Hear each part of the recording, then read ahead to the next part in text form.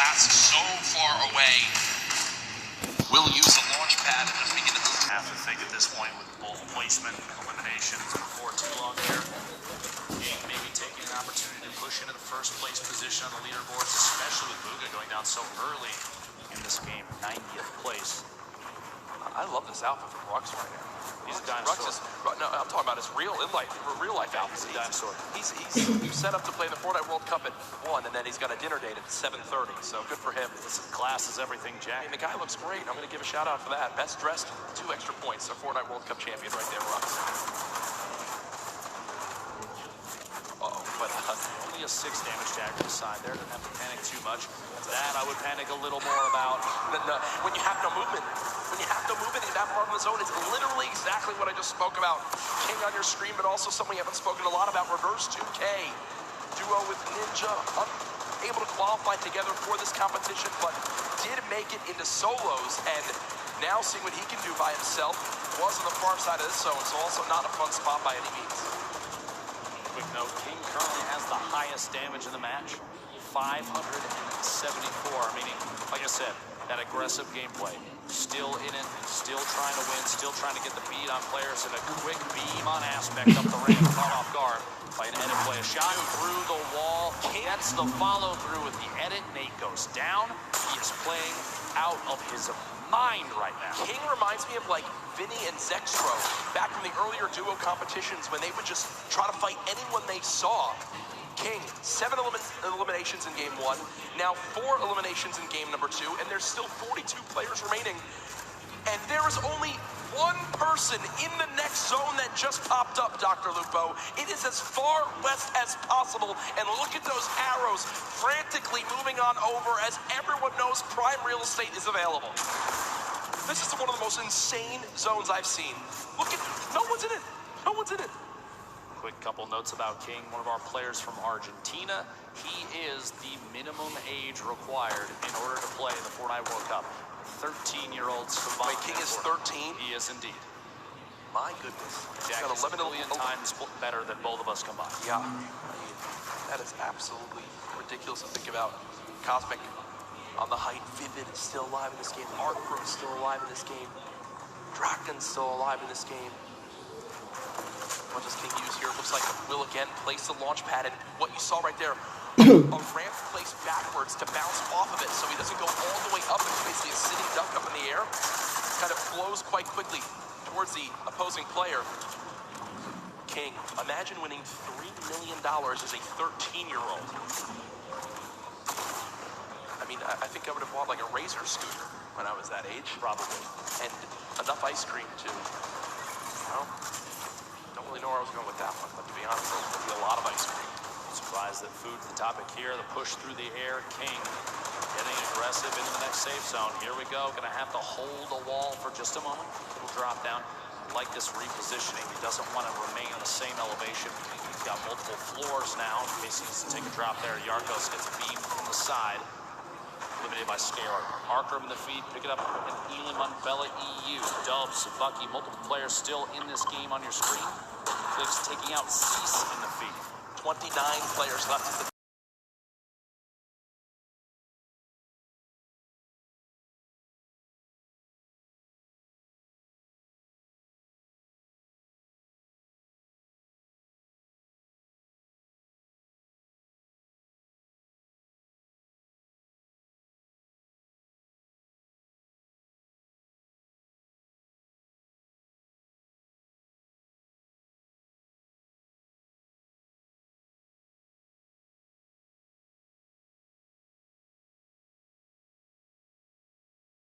as possible. Very excellent play there for positioning the King, the star of the show thus far for game 2.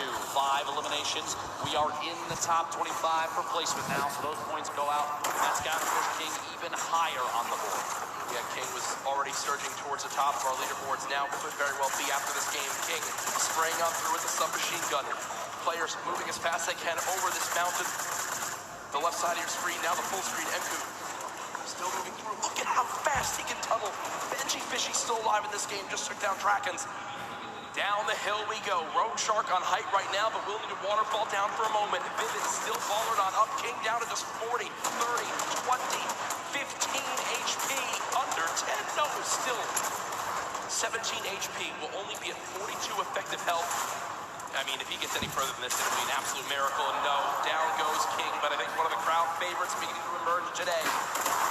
Fantastic performance at this point. Benji Fishy goes down as well. A little bit of the crowd moving behind him. Dubs still in a baller at the bottom. Top 15. Star sitting on 2 eliminations in this. The entire field is the bottom of your screen on the left with the Road Shark remaining up top, forced into the drop. Get away, looks like a shadow bomb is safe from any fall damage. Vivid beamed on the rotation upfield, but high ground. Vivid's on height. Still there too. Vivid's on height. It's an opportunity here. Can capitalize and take shots on all these players rotating. At this point, Vivid's best bet is to force players out of ballers into fights. You don't want to let them remain inside and safe. If you pop them out, it may be an exposed position. Other players will take shots, and that's going to get you to a better place. Look at the ballers. The ballers beginning to scale the mountain. Vivid, I think, still has high ground. Has time to pop a mini by chance? Nope, nothing as of yet. Now the fight for height begins. Vivid building on a Arkham in your elimination feed now into our top 10. Issa, the controller god as many regard him as, takes down Sam. Another one on the Thatch too. So Issa from Europe getting involved in this game as well. Vivid and Road Shark all the way on high ground. Still multiple ballers in play. Ladies and gentlemen, this is the Fortnite World Cup Solos competition. This is game 2 of 6. And oh no, Vivid has lost the high ground, but he says no, this is mine, young man, and takes it right back. No mats, no mats, no life. Vivid is out of this game. But he got the limb. He got the limb on the Road Shark. He's at 2 eliminations, sitting in the middle of the pack right now. 7 players remaining. The end of game 2 right before your eyes, folks. 120 total HP. He can't spend any time out of the zone right now. Player going down inside the box. Can't quite get in. One right behind outside. Can't find a beat. Issa goes down, placed in 4th. A 1v1.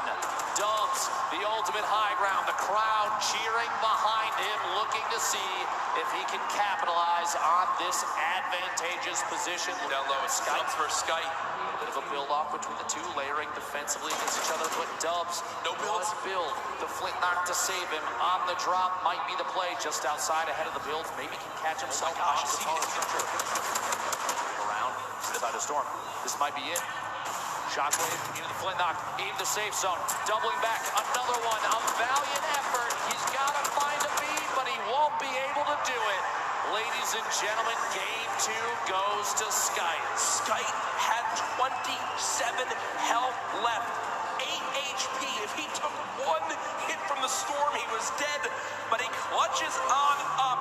We heard in the interview earlier, he said, I'm going to play my game, win, do what I do best, and Skype does it there. Dubs, what a valiant effort. Look at that. Look at Skype's HP. Literally one storm tick would have been enough, but Dubs had no mats left and unfortunately didn't wind up making it up that mountain. Skype just wins, and there you see the celebration. Game 2 goes to EU as Skype comes out on top. Single elimination, 11 points for Skype. Gonna be great for the leaderboard. We'll have to see exactly where they end up. But a big, just honestly, a maximum effort from Dubs. Was insane to try and stay inside. Absolutely incredible. Here's your leaderboard as it stands right now. First place being held by Booga. 9 elims, 19 points from that first game. No showing in the second game, but it's still enough to keep him all the way at the top. But King slowly climbing his way up to the top, just behind now by only 1 point. Folks, King can't drive because he's 13, but he can win $3 million today. When you talk about lives being changed, it's what the Fortnite World Cup Finals is all about. And now our crazy 9-point lead is down to just 1 first through 10th within arm's reach. Our top 20 absolutely there as well. This is still anybody's game. Insane. The spread between first and 20th still very, very close. Anybody can climb all the way to the top in an instant, as we've seen countless times over the 10 weeks of qualifying all the way to here. New York City for the Fortnite World Cup, and this is the final day. Jack, today we give away $15 million in prizing. It is absolutely crazy. It's insane. The energy in here so far today. I'm sure everyone's having a blast watching. Games 1 and 2, fantastic. So much happened, even more than we could probably even take in, and that's why we've got great people like Balla to help us out. Thank you so much, Courage. Yes, I'm here. We have a ton of awesome plays, a lot of action unfolding in that game. I'm going to help break it down. We're going to hop in with King, who got so many eliminations this game, no placement points. But if you recall, the beginning of this, nice tags here, gets the player quite damaged. He knows he has health. He knows he just has only health, no shield. He just continues forward and goes for the box fight. In the second zone, the zone is about to start coming in. He has no fear, the aggressiveness of the player, and the double edit makes him fall right back into his own box that he had a floor on already, gets the cone on top. That's Leleo, another player from South America, but he continues to take out big names, and here's Tfue. He tags him a little bit, but then pulls out the heavy sniper right as Tfue takes the box. And because of that, that came as a surprise to Tfue that he could bring out the heavy sniper, take the wall right in that instance. Usually he'd be expecting the pickaxe on the wall, but the heavy sniper, speed. Now King, continuing to look forward, continue to look towards the zone where players come from. It's Aspect that he takes out. That's 3 eliminations, but he goes on forward and grabs another one with great awareness onto Nate. So unbelievable play from here. King is just racking up elims. Again, no placement points in this game, but he still pushed himself within distance of Bugha, who Bugha went down earlier there. He took out Clicks as well in the box. And he's taking out Aspect, he's taking out Tfue, he's taking out Clicks. These are some of the best box fighters in the world. But now, King, he's saying, hey, I'm here at the Fortnite World Cup. I am one of the best box fighters in the world as well. So guys, that's King, the story so far. He's climbing the ranks, he's inching ever so closer to Bugha. Gentlemen, back to you. Great stuff, Balla, and yeah, a fantastic breakdown of how King has made it up to our second place spot so far. We were only a third of the way in today's competition, on the road to crowning a Fortnite World Champion. Thoughts after games 1 and 2? I love to see the aggressive gameplay from King and others. Those kind of plays you don't often see in the Fortnite World Cup or really any competitive play. A lot of players are waiting for those opportunities to maybe get shots on players that are moving, that kind of thing. It's been great to see, and obviously a crowd favorite here, as we've heard people erupt every time he pushes into another box. What about you, thus far? Crazy action. I'm really interested to see how these different landings continue. We've already seen games 1 to game 2. People switch up their spots, land at different areas, and sometimes it's come back to bite them. All I know is, though, that's going to do it for us two for right now. We'll be back later today, but down on the floor we have Zeke with some more information about our players. Thank you so much, Lupo, Courage. Man, what an insane first 2 games here on the first day, or the final day of Solos competition. Bugha with insane shockwave play to give him the high ground. And then here, Skype, his positioning on point, which gave him the win over Dubs. I mean, you guys, and of course, the Marshmallow performance. If you guys are here, how have you enjoyed the day so far? What do you think? Some of you are still sleeping. Guys, what do you think? This is it, the final day! There it is. You're awake. I appreciate that. Now, of course, guys, we've been getting through this Fortnite action all weekend long. But don't forget, we actually had creative happening earlier on Friday. Now, if you remember, there was a certain team captain with a great crew. They won, and they became the first ever Fortnite World Cup Creative Champions. And that was the Fish Fam led by team leader Scissors. Now, we felt we probably should go ahead and check up on him, see how things are going for him. So let's go ahead and do that.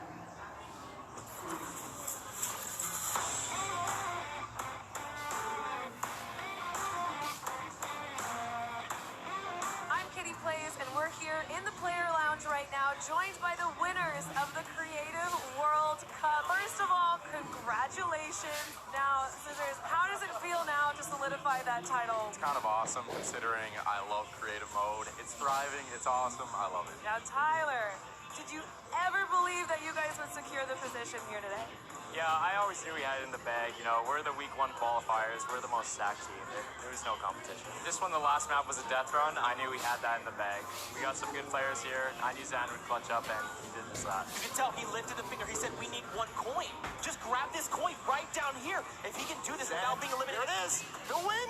Oh, he missed it, but gets it with the trap trigger. You realize that one jump won this group here an extra $1 million. It's unreal. Like, if you want to practice with death runs, you need to like do it slow. Don't go in blindly, like try and like change everything you do every time you fail. Zuzu, can you see yourself doing even more with creative? I mean, the success of today, will you continue to go and play creative maps? I think I would definitely stay consistent with creative because I feel like there's a lot of potential in creative still. And yeah, definitely this is my thing. But I want to go down the line and see what each of you guys plan on doing with that prize. I would probably end up like saving most of the money, maybe like some investments. He's 18, and he just won $336,000. What are you going to do with the prize? Rent? Rent. Yeah, I think rent. I'm gonna be responsible. I'm gonna save my money. I am going to be responsible and probably just invest most of it and try and get even more money back. All right, guys, congratulations again. Absolutely outstanding job. Thank you guys so much for tuning in, and I cannot wait to see what the future of Creative Fortnite looks like.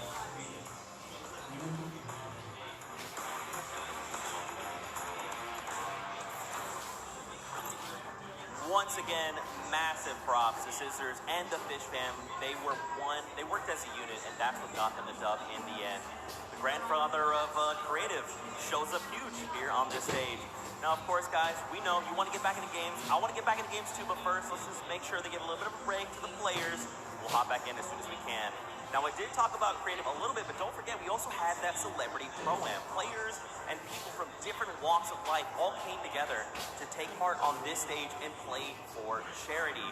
Now, of course, we had Ninja and Marshmallow, your 2018 Pro-Am defending champions, that faced off against Airwalks and RL Grime, your Summer Block Party Pro-Am champions. And the winners in the end were actually Grimes and Airwax. They are two-time Pro-Am champions. So let's actually check in with them and see how they're doing.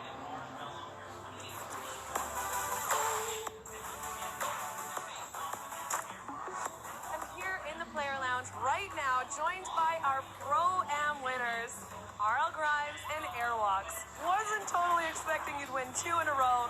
Can you walk me through those final moments? Felt really good. I don't think I would have won if I didn't have it. Now, RL Grime, you were holding your own, you were keeping up, you were staying alive, you were getting eliminations. How did you change your playstyle from last Pro-Am to this Pro-Am? I think we learned a lot from the last one.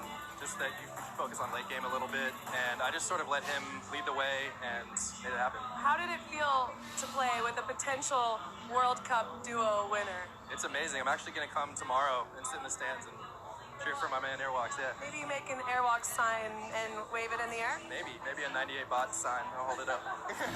Good luck on the event tomorrow. Congratulations on winning. Congratulations on winning. Incredible, incredible gameplay throughout Fortnite World Cup Pro-Am.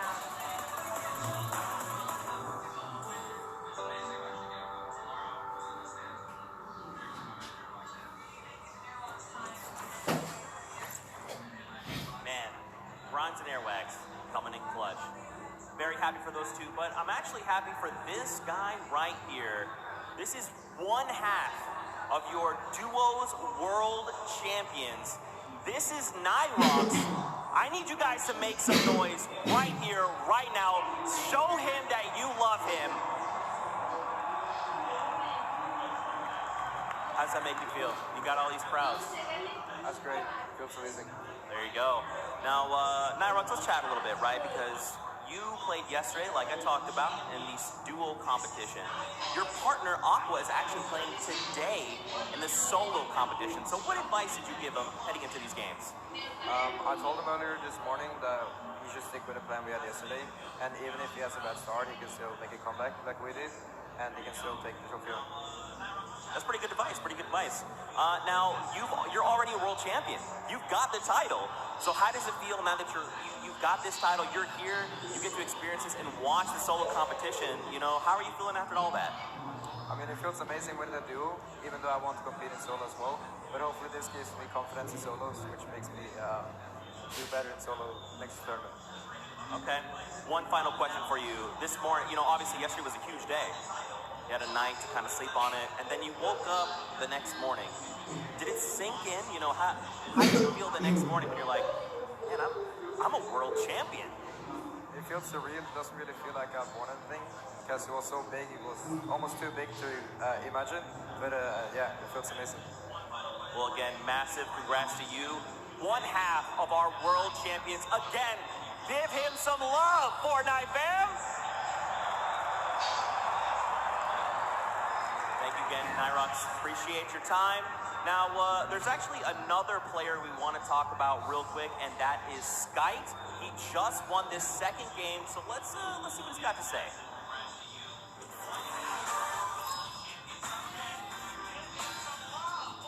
I'm Skite from Lustrum. I'm French, coming from Paris. I've been preparing the finals by playing customs and playing every day with friends or mates. It was hard in the beginning because my wrist was a little bit broken, so I just wait and then I qualified for the boss in the last 2 weeks. I definitely want to thank my team because they support me a lot when I was playing qualified. In here we are more aggressive and is a little bit slower, so we try to play a little bit safe. I think maybe Zane is very good and I want to take him down. I don't think playing in stadium will affect my gameplay because I already did it. I love everyone and I'm just excited to play.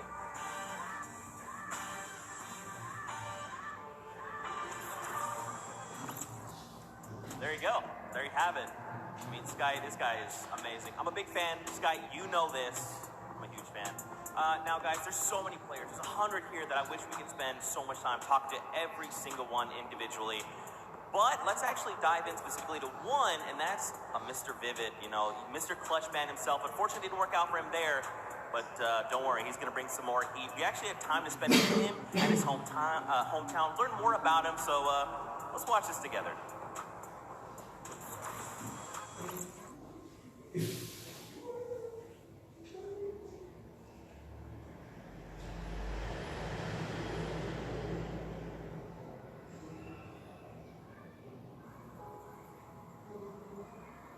I live in South Jersey in a small town,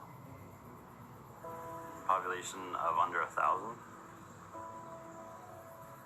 You see a couple of cars pass by your house. It's quiet, so it's nice. Here, I play Fortnite at the highest level. Vivid picks it up. Gets the elimination. My name is Noah Wright, Oh, yeah, bud. also known as Vivid. Oh, dude. I am 21 years old. I've been playing competitive Fortnite for almost a year now. Vivid, a familiar name to a lot of fans. What makes me a successful player is probably all the hours that I put into it. The schedule gets kind of crazy, but I'll keep myself in good shape. I will do a workout routine, 20 minutes on the exercise bike, 15 minutes of stretching, and then back to playing Fortnite. Look at that. I don't know what's hitting you, bud. What's hitting you? Just having fun. Vivid popping off. Taking that victory royale. That was insane.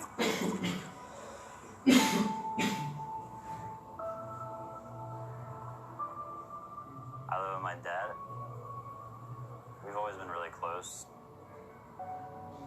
All he ever wants to do is fish. He takes care of everything around the house. It makes everything really convenient in terms of, playing games and just being able to focus on that. Our schedules work pretty well. When I get done work, he's usually up gaming, so we do spend a little bit of time talking and going through the day's activities. Noah and I helped each other very much getting through the difficult time. When I was 10, my mom passed away. She passed away to a cancer called small cell carcinoma. It definitely made me mature a lot. Made me realize how much my mom actually did for me. Noah's mom had a very big impact on his life. She set the ground rules, make sure the grades were all straight A's, and he could go on to gaming. I credit a lot of my success to her. Well done, Darren. But he's going to catch him in the air. Vivid's going to get the victory royale. What a game from Vivid. Knowing that I'm successful at doing what I love to do would just make her really happy.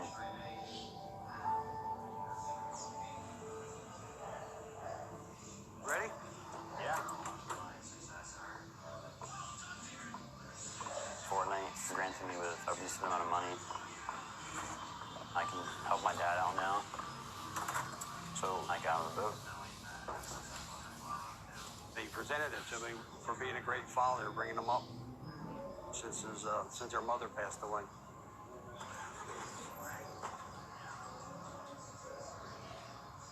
I actually haven't been on the boat yet.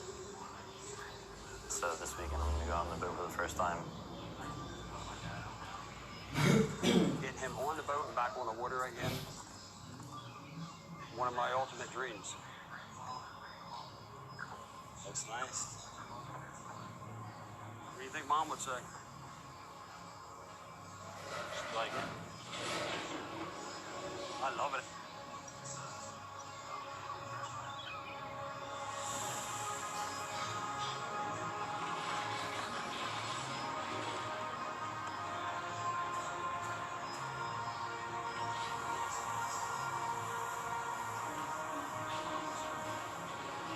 I want to thank you for this and everything.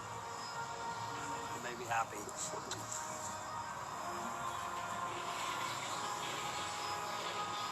What do you think of your first trip out here? It's nice. Now you gotta come out more often.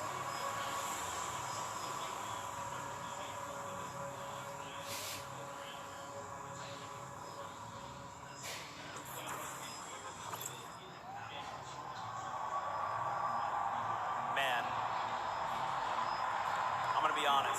I'm trying to keep myself together right now. I know how you're feeling, Vivid. I am very close to my own mom, and she means the world. If you guys have a chance here to meet Vivid, he is genuinely one of the most hardworking and kindest people you will ever meet in your entire life. If you can say hello, take time to do it. I promise you will not be disappointed. Now, of course, Fortnite fam, we got to keep the games coming. Games are about to be underway. The players are back. They are ready to board the battle bus. So for now, we're going to send it back up to none other than Monster D-Face Golden Boy House DJ Mike Realm. Bring the heat.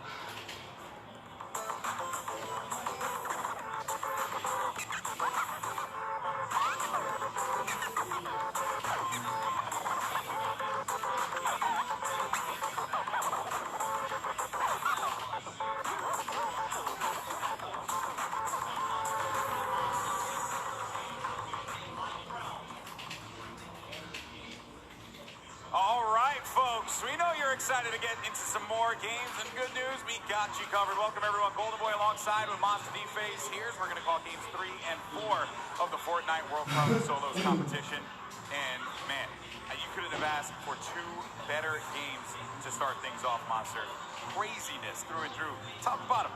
Best players in the world, and they're showing up here on the world stage. I mean, you guys saw the reaction. Booga, with the insane game 1, had us jumping out of our seats, quite literally. And, man, Skype, at the final moments, I thought we were going to see a victory comeback from Dubs with a flint knock shockwave to, shake up the entire place. Yeah. But it was great. Yeah, it was very, it was a nail biter. Let's just put it like that. But let's run over the format and how this whole thing's worked. So, at top 25, players start to get 3 points, and we move on to 15th place. At that point, all the players that are still remaining will get an additional 2 points, making it a total of 5.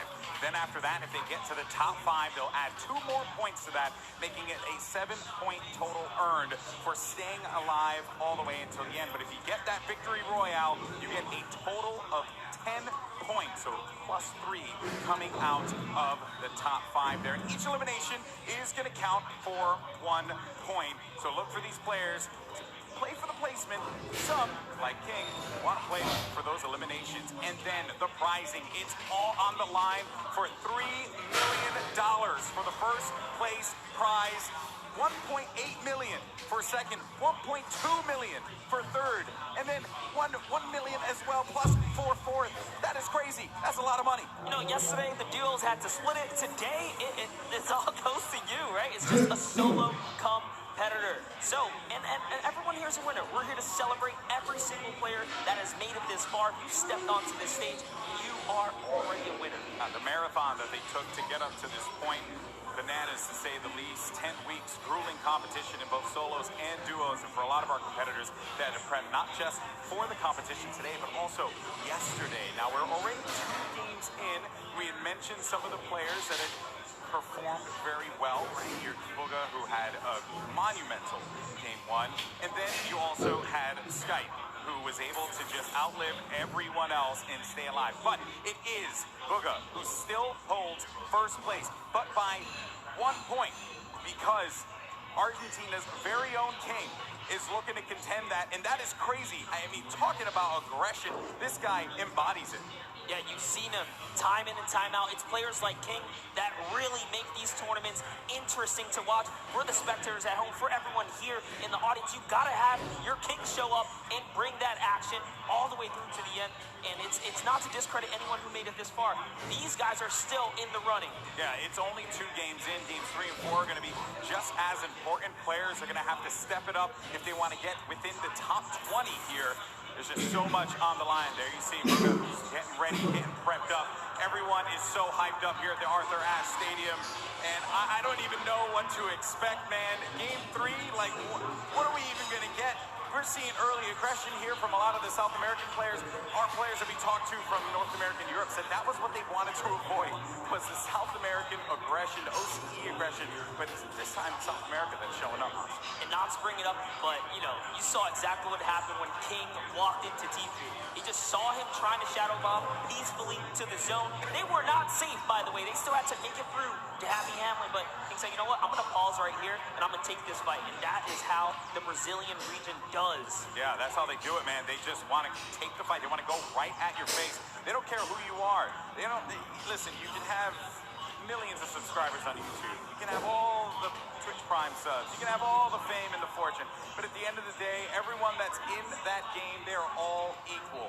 There is no upper hand depending on how popular you are, and you shouldn't be treated that way either. You should just go at them with everything you got, because that's what it's going to take to walk out of New York City with $3 million in your pocket, which, by the way, you'd have to have a very big pocket for that. Take a look there. Benji Fishy has been showing up. I told him to play to the crowd. I said, play to the crowd. Have some fun with me. Yeah, good to see him smiling. You know, we were there in the warm-up games. He was a little timid, but Benji, loosen up, buddy. There goes Mr. Savage. And the rest of our competitors. Creo, Kinstar, Vivid, of course. This is a big moment for everyone here. Game 3's close. And it must be cool as well to see you guys. Give a round of applause. You wave to everybody. You wave to everybody. You know, that's not bad. All right, so here we go, folks. It's now time to jump into game number 3 here for the Fortnite World Cup Solos competition. The countdown has begun. The players are loaded up in the battle bus. This is it, all on the line. Let's see who will take away another victory royale, or will we see one of our 2 winners get back-to-back wins, get double wins? That will be massive for them. Oh, man, I'm excited, Monster. And so far, Aqua has been the only player to prove that he can win on a stage of this magnitude. But just to give you guys a little context on the bus here, this is a bus coming from the south to the north side. So all of your competitors are going to get, yes, a fair split at the map here, and that's exactly what you like to see. You want everyone to have a fair shot at the map. So let's see, Skype is looking to land here. We saw Skype win that last game. Yep. Just outside of Pleasant Park. Probably playing for some ballers here in our top 10 over on the left-hand side here, Golden Boy. Buga, King, Commandment, Psalm, one of our competitive veterans doing so great right here. Even with that 1 win, though, Sky is still in 6th place. Yeah, it's wild to think about that. That's what it took for him to be able to climb up into the top 10.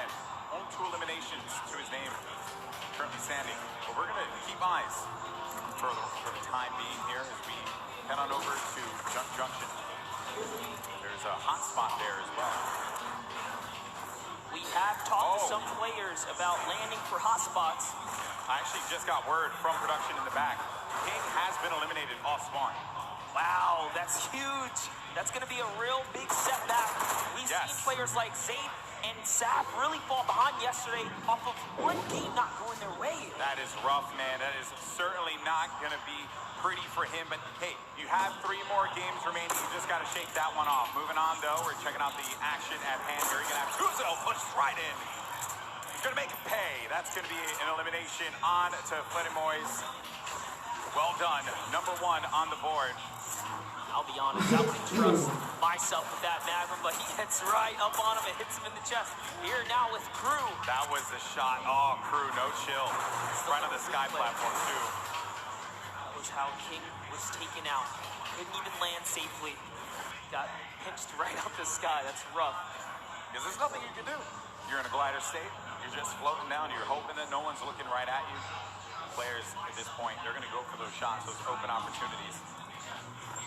Then you got Tuzi, who had just picked up an elimination earlier on. The circle is going to be over in the ice biome, so by Polar P, Cross Flights area, and it's also going to be within Pleasant Park as well. So the eastern part of the map, they're going to have to worry about moving on over to the safe zone. Now we're going to be looking at a crowd favorite here. We got Tifu. Yeah, He's had the best run so far. He's been playing the blocks. He's been getting out of the block successfully. It's actually Clipnode who's been landing here from the Brazilian region. Again, known for landing on a weapon and push it straight into whoever's at the block. But Tifu has successfully defended himself. Even in the warm-up games, T was winning all of the early game engagements. And, you know, shout out to Clip. He actually changed his strategy. Clip went for a shot there.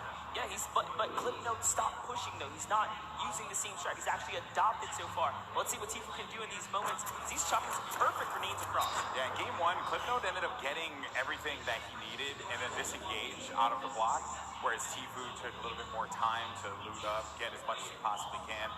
Clipnode from the Brazilian region here. It's a possibility that he can take him out, but it's going to be very challenging. Maybe it was just the difference in loadout. Maybe before he didn't have exactly what he needed. Now we can kind of peek into his loadout here. This is a very strong loadout. He's got everything he needs to stick around and take this battle. That's why you see him playing with such confidence now. And this could just be his game. It was also admirable of him as well. He qualified week 9, last chance to do so. Argentinian player as well. You got Takamura now. He's a player right in front of him. Happy Hamlet is where this fight's going to be taking place. As Clarity G made it to the end game in game 2. High ground there for a moment. Thought he could have pulled that one off. Mr. Savage has eyes on Clarity G, does put the pressure on him. Now Clarity's going to have to deal with a player that's behind and in front of him. So just shadow bombs on out of there. He's going to have another one to use as well in case he needs to pop it, but it doesn't seem like anyone's going to be paying any attention to him right now. There's over 6 players landing at Happy Hamlet, but we're jumping right into this battle right here. Unknown Army, who has had the time to prove to the world that he is here to bring the heat. Early on in our competitive days, Unknown Army was known. Take over, Go. This is it, man. Unknown Army, one of our first controller players. Actually, he was our first controller player to qualify for the Fortnite World Cup. Perhaps this is going to be the opportunity that he was looking for, Monster. Put himself on this stage in a big opportunity. Things have slowed down here for a moment. He's looking to overtake that route and get possession of that, head it on out. That's Commandment. Commandment's going to be sitting at the top 5 if I'm correct currently. Good fight here between 2 quality players. Not a battle he wants to lose. Lots of proof here. Unknown Army, one of the few controller players in it. We saw Wolfies have a big day yesterday. That wall's his. He's got the aggro. The last one is not, though. He's charging right in, and Commandment's going to have to get out of there. Didn't want to deal with that player. He knew the Unknown Army just had that beat on him. Wisely enough, and look at the health there. That's why Commandment does not want to go for that fight. He's going to be in dire straits right now, as Unknown Army does have the life lead. He's just taking all of these platforms, too. He's gaining control slowly but surely. Nice little peek right there. He goes for the staircase first. So clean. Doing this all with a controller. Now we know we have millions of players that play on controller at home, and he goes in. Does apply white damage. One more. That's going to do it. Commandment was in 3rd place. And Unknown Army now made him put in the place that he wanted him to. Dominant. And a little taunt to throw some salt on the wound right there. Now hopping to the other side of the map, we have Blaster looking for a vehicle. He does have a baller. His main priority right now is metal and more loot. take a look here. We got Martine. He's got eyes on a target. Also using his Sky Stalker skin. One of my personal favorites. Charges forward with that drum gun. Close range, but no! It was low boom! Who gives him the hands there? Fun fact, Christian, our boy from Fortnite VR Live, told me look out for low boom. Someone to definitely take eyes on. They did eliminate one another though. So boom, not in this one. Maybe find some better luck. 4, 5, 6. That is the risk you take when you jump into someone's box here in the Fortnite world. Leshy, another controller player, bringing it back to the good old nostalgic tilted towers for that close-range PvP. He's going to get shot a few times right there, but still keeping his cool. He has plenty of extra shields and mobility. Shockwaves are going to be great for maneuvering around this congested area. That's what it is. 4 players in Neo tilted right now. You have to be careful. This is a controller battle, actually. Best one another here. Leshy's probably looking to take this wall. He's going to break into the building now. Get that high ground move to his opponent. Astonish just waiting, not making a sound here. See if he can bait Leshy into a trap play. Let's see. He's going to fall for it. Will he make a mistake? And that's really what it is, right, Golden? Yeah, it is. When players are on that stage here in the audience, the crowd, everyone cheering, there's obviously going to be that added pressure. We talked with a few of the players before the game started today. The number one thing that I think everyone brought up to me was just the volume, right? The sheer presence of where we are. And some of them even went as far as to say, yeah, I don't think I'm going to look up at all. I think I'm just going to focus on the screen. That's what I know. No reason for me to try and go above and beyond anything else, right? Sometimes the moment can take you away. You can see both points of POVs right here, both points of views. Yeah. They're looking to take any walls that they can just to gain control, have a little bit of an advantage here. Yeah, this is basically like a Fortnite equivalent of an arm wrestling match right now. Maybe for some of our parents who are joining us here for the first time, haven't watched Fortnite before, they're really just struggling to try and get positioning over the other player. That is the struggle that they're wrestling with here. They get worked out well that time. All right, Lesh this time has decided to commit. He is now down face to face. There is nowhere. Astonish confronted. He goes into it. Lands the 2-shot. And that's the little tactic right there. If there's a ramp in front of the wall, you have to recognize you are in big danger because there's a nifty little trick to get you in that box. Another one of my favorite players here. You got Legendary. He's going to be in a fight right now. From the side, goes the high ground. Oh, man. That is rough. Legendary not having the best games at this point in time. Pizza's placed 8th on average when he qualified in the online opens. On average, across every game he loaded into, that's very high placement. And now he's picking up Elan's. Unfortunately, like we said here, the game is not really connecting the dots today, but it's not over yet. We're only halfway through this competition here. There's Lechi who has to get out of there. Whew, that could have been very dangerous, but gets an elimination on Kidstar. A massive elim here for Lechi, who's sitting right now at 2 elims currently in this battle at Neo Tilted. Representing for all the controller players across the world, Lechi, very dangerous. It's going to be a huge upset right there. And you just get close range with a player like Lechi, and they'll punish you, right? When you have the controller, you have that little bit of the ability to just L-trigger. You're going to have, and I know some people are going to be like, oh, L-trigger, low, whatever. But the reality is, right, you got full use of your arm. They have the use of your thumb. But when you push in for there, you just don't want to box with them inside of that. It's very rough to deal with. Maybe Ruck said it best, you know, just the age difference. Lechi's 15, you know, could just be a little fast Kidstar here. Yeah, I know. When I was 15, I was nowhere near as good with a controller. So, and I competed for a very long time. That crew was just in this fight here. For the moment, he does get ownership of the wall because that player does disengage above him. He hears that movement all around. You can also get an eye on the bottom right of your screen. You can see the mini-map, where players are going to be located. The player we're typically on is going to be that white triangle, but that blue triangle, that other player goes right in for the fight, is going to knock down the shield just a little bit there. He's going to have minis to be able to top himself back up. This is very intense here. Yeah. Yep, Shockwave. Yeah, you don't want to go for that fight. Shockwaves are so important. Players saving them for that late game. And in some cases, they'll just use it, disengage. You don't want to take a fight. There's no reason for you to do so. A lot of players playing cautiously, as they should, with what's on the line here. But Crew, oh, he marches forward. That's number 2 for Crew. You can see the excitement there. Nice little smirking grin on his face as he throws a peace sign to the crowd when he takes that player Lucky right out. This Happy Hamlet area is so dangerous to rotate through. You have players like Mr. Savage. Now we see Left Eye and Kurt. Left Eye was responsible, again, for a big upset in the last game, taking out the likes of some huge names towards the end game. But Kurt's here with a heavy sniper. Can he open up a base here and follow up with that infantry rifle? He's coming up. He's getting this little peek on right here.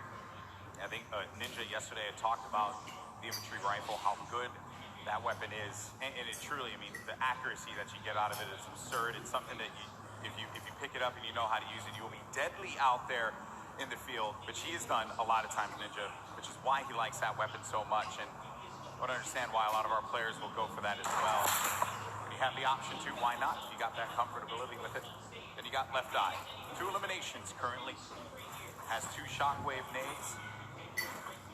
And you know, you got to give some respect to Left Eye, who completely left his previous job 6 months ago to fully focus in on competitive Fortnite. And he found himself at the Fortnite World Cup stage. I don't think it gets any better than that. That is a dream story here. Yeah, in competitive gaming, you take those risks if you want it so badly. If you want it more than you have to breathe, you just go for that moment. You never know what's going to happen. This could very well be a lot of the people in this arena next year playing on that stage. Courage just say that they had the budget, so I'm just going along with what he said. You know? All right, but here we have Tfue playing his classic high ground center map, more or less. He does have a lead for the next zone. Yep. Movement options for him, which in the last game he had the shadow bombs. Didn't really pan out for him because King, very thirsty, went for just all the water he could possibly get out of that one. And I say he certainly was quenched in his thirst. But then Tfue now, this is, sometimes you're flying and then you just become a magnet, and that is unfortunate. It's Clarity G who picks up Tfue, unfortunately right there with one wall open from behind him. That's not so placed difficult. down, unfortunately. That's so difficult. There are times you fly into the sky and then the entire server just looks right at you. All about timing, unfortunately, here, but that's the risk you take. So now looking at Link here. Link putting some pressure up above. Remember, Storm Surge is in effect in these games, so you have to be hyperactive. You have to be proactive for seeking for damage. But when you commit to battle, you are more than likely going to have to finish that battle. Here we have Robabs just kind of looking up. He's holding that edit, though. He is ready to open it up. I think he's going to trade fire as soon as Link goes for the shot. Now they're both playing that little mind game right here. Who's going to go first now? New circle, now active. This is what we like to call a shambles loadout, as Link doesn't have much loot. No, doesn't have much loot, doesn't have much HP either. He's going to have to try again in the next game. Robabs just managed to get the better. Oh man, this is intense. Now we're at 62 players remaining. Some players taking fights, others really just focusing on staying alive. Staying in this one to the placement points. That's right. Now we have Leshy back with Leshy. We saw him in Neo Tilted, taking out the likes of Keemstar, Astonish in these 1v1 battles. Clearly not afraid to jump in your box. And oh man, with a loadout like this, 6 shockwaves, 3 launch pads, all the ammunition in the world, and zone favor right now. He is looking very good in game 3 right now. Yeah, he's got a lot of builds. He's got tons of stuff to work with. No reason why Leshy can't make it to that end game. This is going to be interesting. Controller player. Let's not forget yesterday, Wolfie's controller player in 2nd place in the Fortnite World Cup Duos competition, along with his teammate Rojo. Here's Lechido applying the pressure, but that shockwave nade. He gets right on top of a nice spot, nice position, kind of planning himself, understanding a player's going to be around there, but now all these players looking right at him as he just has to play defense. No choice.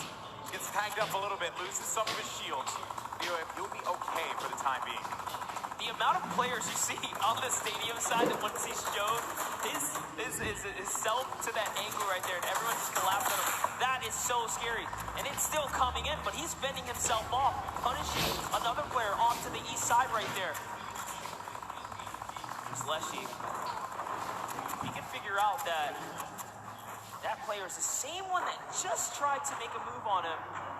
Could spell disaster for Evil Mare. Evil Mare doesn't have much to work with regarding health, right? He's sitting at just above half HP. Right above him is going to be Clash. Got pieces as well. Down low on the flooring. There's Clash.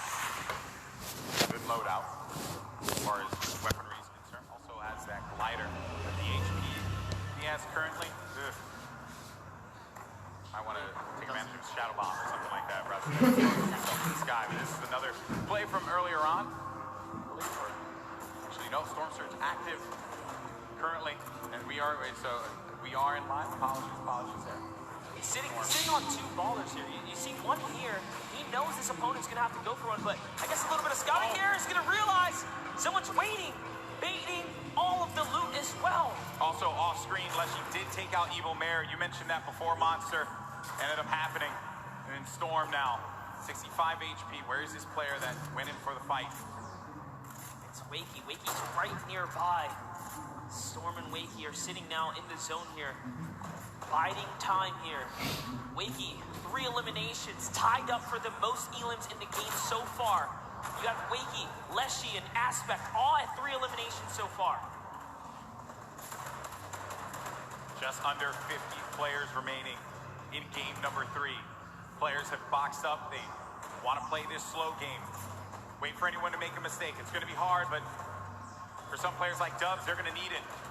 Because thus far, it has not gone well for, I would say, one of the favorites here. Dubs did go for the shot. Unfortunately, could not connect. It looks like Clarity's going to pick up Core Gaming there instead. Dubs, we saw in the previous game, do that baller all the way to the end game. Yep. Really playing slow and methodical here. You can't stand still. Dubs has definitely found himself a target nearby. You see some, I think they're just looking at each other. They know exactly what's going on. Circle's going to be closing down now. We're going to find out where the next one is. And that's when players start to prioritize these rotations, the movement. Dubs does have a baller, which has been his strategy. He did it in game 2. He had the baller pretty much all the way until the end there. Got shot out of it, but it did bring him to a 2nd place finish. Another top 3 finish for him, top 5, top 3, maybe even a victory royale, right? But ideally that, He tried to catch him right there. You saw that? He wanted to put him in the box for a second there and take it. Grabbed him right there. Player would have no idea what to do at that moment.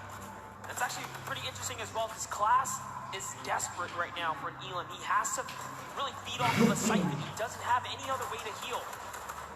Even taking the safety edits, making doorways so that he doesn't expose himself even for the slightest bit. 84 builds left for Class. Tons of builds here. And then the Storm. Now the Storm's starting to push. Look at Lecce, still going for shots as players are moving about. I think I saw a player get right in his face. He didn't pop that Shadow Bomb. Now we're going to game 1 winner, Booga. Still 420 damage in this match. Hasn't taken a single shot. 1 elimination for him right now. As now the action feed begins to fall. You see so many names getting eliminated one by one. Bizzle out of this one. That was from Lecce, who's having one heck of a game, taking out some big names.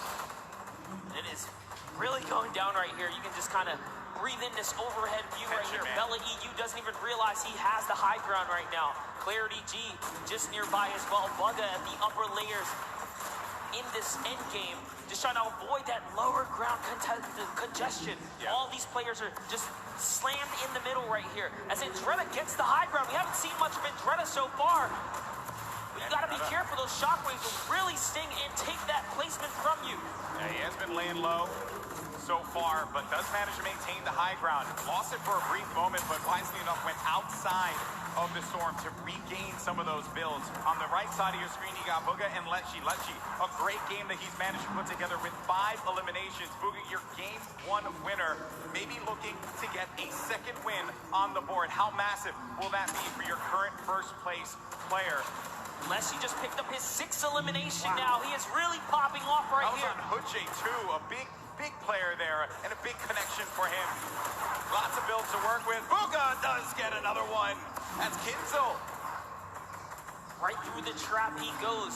Bugha, one of the superior box fighters in the Fortnite competitive scene right now. Lecce went up for the high ground. If you see it on the left side, he went high ground. He does get possession of it, but ends up getting hit there by Entreta and finally eliminated. But what a run Lecce had in this game. Finally comes to a conclusion when he went for high ground. Now it's Bugha. Again, with 11 players remaining, we're about to get into the top 10 here, Monster. Bugha, last we saw, he does get taken out right there. Unfortunately, it's Peter Pan who takes him out with 6 eliminations. Peter Pan, the dark horse right now. He's going to get wiped out here too, but it's still a great game. Wakey, who we saw leading in eliminations at one point, is still popping off as well. Skype's in this one as well. Maybe he's going to get a back-to-back win. Riverson, he's got the high ground. He's got the explodes. He sees players. He has 11 builds, so he has to be very conservative with this. Does pop that player in the baller, forcing them down. Going in for the engagement now. More explodes. 5 remaining left. Player lands in front of him, and he tags him up for a lot of shields there. And Riverson has to reset. Needs to be careful not to get hit by that storm. Someone's going to be above him. He's too good. An elimination onto Skype. We're now sitting at a 1v1. 2 players left standing here. Who's it going to be down low?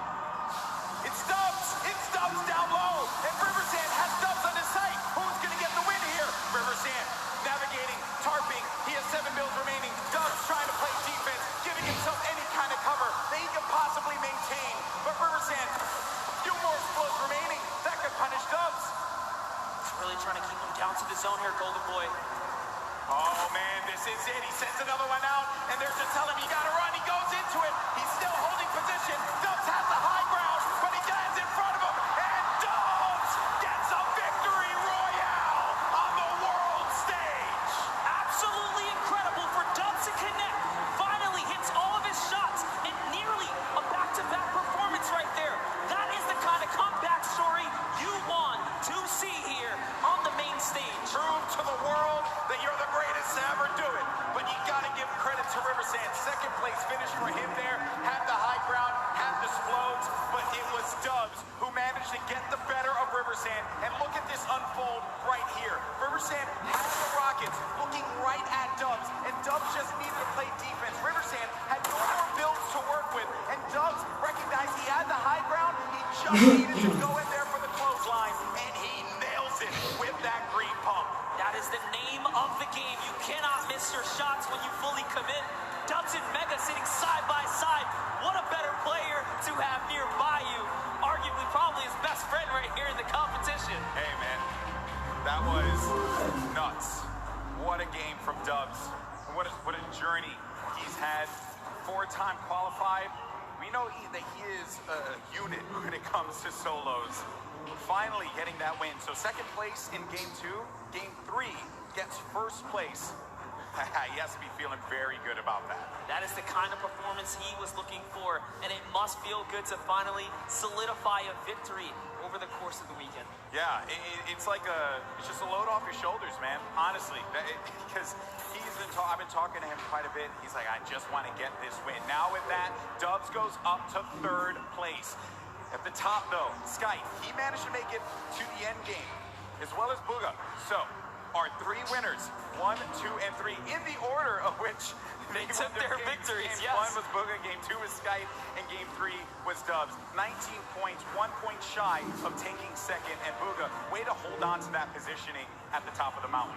King is still here too, as is Psalm, as is Commandment. They've all been in the running, but that was a great fight to see the West and the East clash in those final moments. I love it, man. I love it. Another, we look here at 11th through 20th, Epic Whale, Fwexy, and Issa all managed to get up in the standings here, as well as Left Eye and Wakey.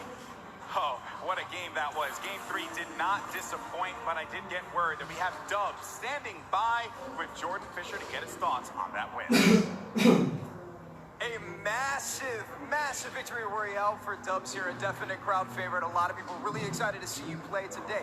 2 games in a row, 1v1 situations. Obviously, you're playing for placement here, and we're seeing this action happen in real time. Your baller maneuverability, you're staying in the baller for so long, obviously helped you win that right there at the end. Yo, the Rockets are coming down on you hard. What are you thinking in this moment? You're trying to get high ground. What's going on? Last game, I was just purely playing for placement and trying to hold out in the ball, and it worked. Obviously, we got that victory. Okay, going into these next matches, you're sitting in a pretty great position right now, if I do say so myself. What are you thinking? What strategy going into this right now? I'm just going to keep trying to play consistent, and I should be good. Golden Boy, Monster D-Face, it's feeling amazing down here. How's it feeling up there? I think the feeling's mutual, my friend, because these have been excellent games. I love duos, right? You and I, we talk about all the time, right? We love casting duos, but there's just something special about when it's just you, the game, solos, competition, the way Battle Royale was meant. Dare I say, to quote Dr. Lupo, the ultimate Battle Royale experience. There's just no room for error in solos. There's no, buddy there, no battle buddy to come pick you up when you get dropped, when you get sniped for making an error. You cannot make a mistake. And we saw this sign earlier today. And Dr. Lupo's not. He's not. Represent. Hey, dad fam out there. He's just a little elderly. That's all it is. As am I. So, what a game that was. And I understand, though, we actually have Cam standing by with a special announcement. Sundown, what's up? Thank you. Thank you so much, Golden Boy and Monster. And while we're here in the midst of the largest Fortnite event in history, you're probably wondering what comes next. Well, as we said before, competitive Fortnite isn't going anywhere. Once Season 9 wraps up and we move into our next season, we'll be debuting the Fortnite Championship Series. This will give players a chance to compete against the best of the best, where every single result matters. With a leaderboard to track results over the course of the season, follow your favorite players on their quest to become the first season champions with millions of dollars at stake. Now, this is just a taste of what's to come, as we also plan on stepping up our competitive efforts across the board. So, keep your eyes peeled for more news as you root on your favorite competitors in the back half of the matches. Golden Boy, Monster, back to you, gentlemen. Well, that's awesome. I didn't even know that was coming. Oh, look at you. That was pretty dope. Fortnite Championship Series? Can I just say, did you hear that? Every placement matters. Wait, is this something you guys have been wanting or something like that? Oh, this is awesome stuff there. It's obviously not going to stop, and we're glad that that is the case. But focusing on what's at hand right now, Fortnite World Cup Finals here in New York City. And just a reset here. I'm Golden Boy along with Monster G-Face, and this has been quite the day. 3 games so far, did not disappoint. Game 1, we ended up seeing a huge victory from Booga. Managed to pull away in glorious fashion. And then Skype in game number 2, just outpositioning Dubs. But Dubs got his redemption and picked up a Game 3 win just now. He said with Jordan that he wanted to remain consistent. He's been playing the baller play. There's a lot of strategies that players can implement here in competitive Fortnite Monster. Yeah, you saw Dubs, game 1, tried to get a little bit more aggressive, opting in to take that fight over by the Greasy Lake, and it did not pay off. So he took his lesson, took his little, spanking, I dare say, right there. It's like, all right, you know what? I'm just going to stay away from that guy. You got to respect him on that rotation. He switched it up, and now he's finding himself in endgame.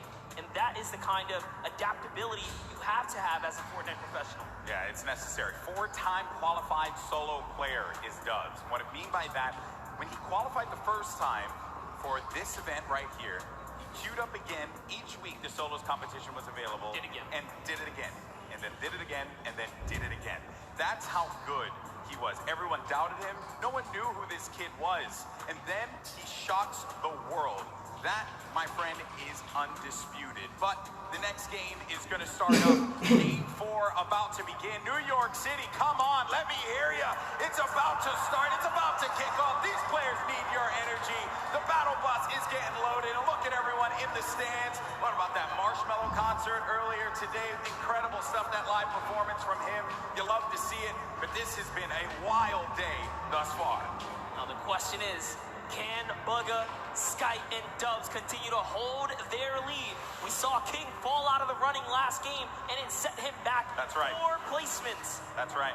That's right. King is going to be someone we have to keep a keen eye on. Not a king eye, a keen eye on. Keep a king eye on him, too, because sure, why not? a king out there. He really is, man. I think someone on the Fortnite competitive Reddit said, if you have that name and you take out a player like Tifu, you got to live up to it. That's you right. got to live up to it. But there's the standings once again to get you all up to speed. Bugga still holding on to his first place position. Skype and Dubs right behind him. Dubs behind Skype by 1 point only. And this is the spread of the island thus far. Paradise Palms. Some players are going to start to land over there in just a little bit. Dude, Frosty Flights, what is going on there? I see 7 arrows or so just outside of where Dubs is currently positioned. Dubs, our last match winner, in great fashion. You can see he's playing the crack shot house here, where tons of chests spawn. I'm also noticing over at the block, I saw another player there. I did not expect that, another body by the block, but he ended up disengaging out of there. And Clarity G, off-screen, Legendian as well. They're going to be some of the first to fall in game 4. There's a nice little fun fact. 46 of 68 points were scored in the online opens through Dubs placement strictly. So he definitely knows how to get to endgame. We already know him as one of the most mechanically gifted players, especially with his duo partner Mega, who, by the way, they're both qualifying. One of the only teams that are full qualified. And sitting right next to one another as well, as you saw when Dubs picked up the win. His first person to congratulate him, his teammate Mega. Now, Rux, there you go. That's what I want out of Rux. At the start, Arkrum, that is a big elimination. Shaking the head, shaking the head. Feels bad, man. Oh, when friends collide, ouch. Yeah, that is a rough one. Then you got Nix and Niddle. Nix, a Brazilian player. He was clinical during the qualifiers. Always seeing him in the top 10 each and every week that he played. Everyone in the region, everyone in the Brazil region knows how good Nix is. There's one player right below him. Maybe Niddle is going to experience that for himself. Nix does have that life lead here. Will have that shield advantage. Niddle a little weak on the HP side as well. Nix is here to show why he's the first qualified solo and duo player from the Brazilian region. There's only a few players who have the title of being fully qualified or double qualified for the competition here. Nix is one of them. He's hearing all that movement up above him. Niddle does have the high ground. He goes in for the challenge, and that's Nix doing it for the region, doing it for Brazil. More cowbell, please. Nix versus Niddle. Nix comes out on top. He wiggles his finger at the camera and says, no, no, not today. Snobby Shores is his home here. And the good news is he won't get eliminated right away after he does a little motion to the camera.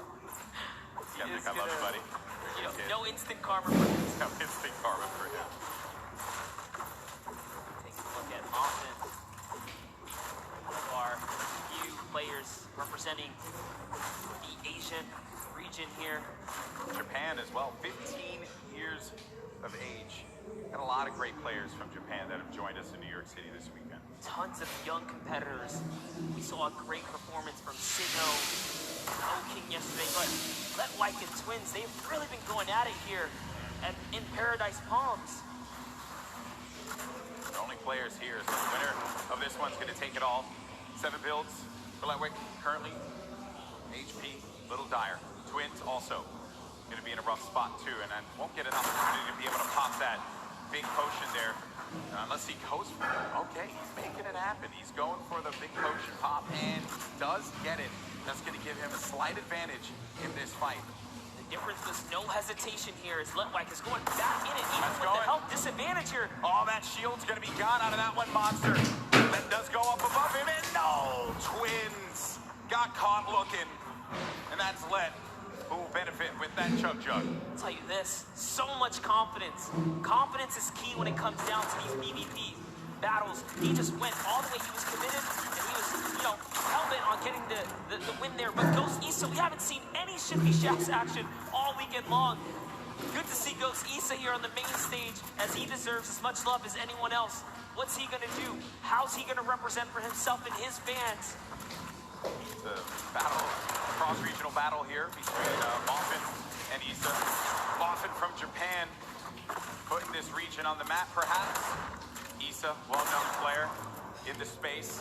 He's been at this for quite a while. Off-screen, you just saw King's name in the action feed against Teak. Another shot, actually. Issa getting third party. And sometimes when you're in these fights, you just don't expect when another player, they're gonna hear the gunfire. So they're gonna try and push the fight, maybe get an advantage out of it. And then it's Mega! Mega marches on in and gets the better of Issa. Now it's gonna have to deal with Moffin. Does not have that floor quite yet. Moffin's holding it down. Does he get the hat through? Moffin goes in for the fight, but that's gonna be another one. Number 2 for the Mega Man. We wanted some Shifty Shafts action, and we got it right there. They are just, unfortunately, in the warpath of Mega. He lands right outside of this area. Good on him to rotate and catch him off guard. Here's a nice little replay from That was Teak. That was taking out Teak. Yeah, the King elimination on Teak. Huge for him. All right, Unknown Army. We touched up on him in his pass earlier today. At one point, he was actually somewhat shunned out of the competitive discords for being too aggressive. Little did he know that was the perfect way to find himself here at the World Cup stage, because it was all about pushing players and getting eliminations. Everyone has their strong opinions on within the competitive community. I'll tell you this, he came right back as being everyone's, favorite friend all of a sudden. That's good, that's good. Obviously, it's, this is a competitive game that is still continuing to evolve and grow. Players, trying to learn one another's personalities and stuff. I understand we do have a replay, though, from one of the other eliminations that had happened earlier on. This is Pika. Look at this, Pika jumping forward, finds one in front. That's a third party. This player now having to look at Pika, but that was nasty. Pika made him pay. Pika ordered a quick 2-piece chicken nugget, and Aqua was a part of it. That's so unfortunate. Aqua's really been struggling so far in the solo competition, but I'm sure it's a breeze for him now, being that he had such a huge day yesterday. But jumping in with Zayt here. Right now, Aqua's playing with house money. That's what we like to say.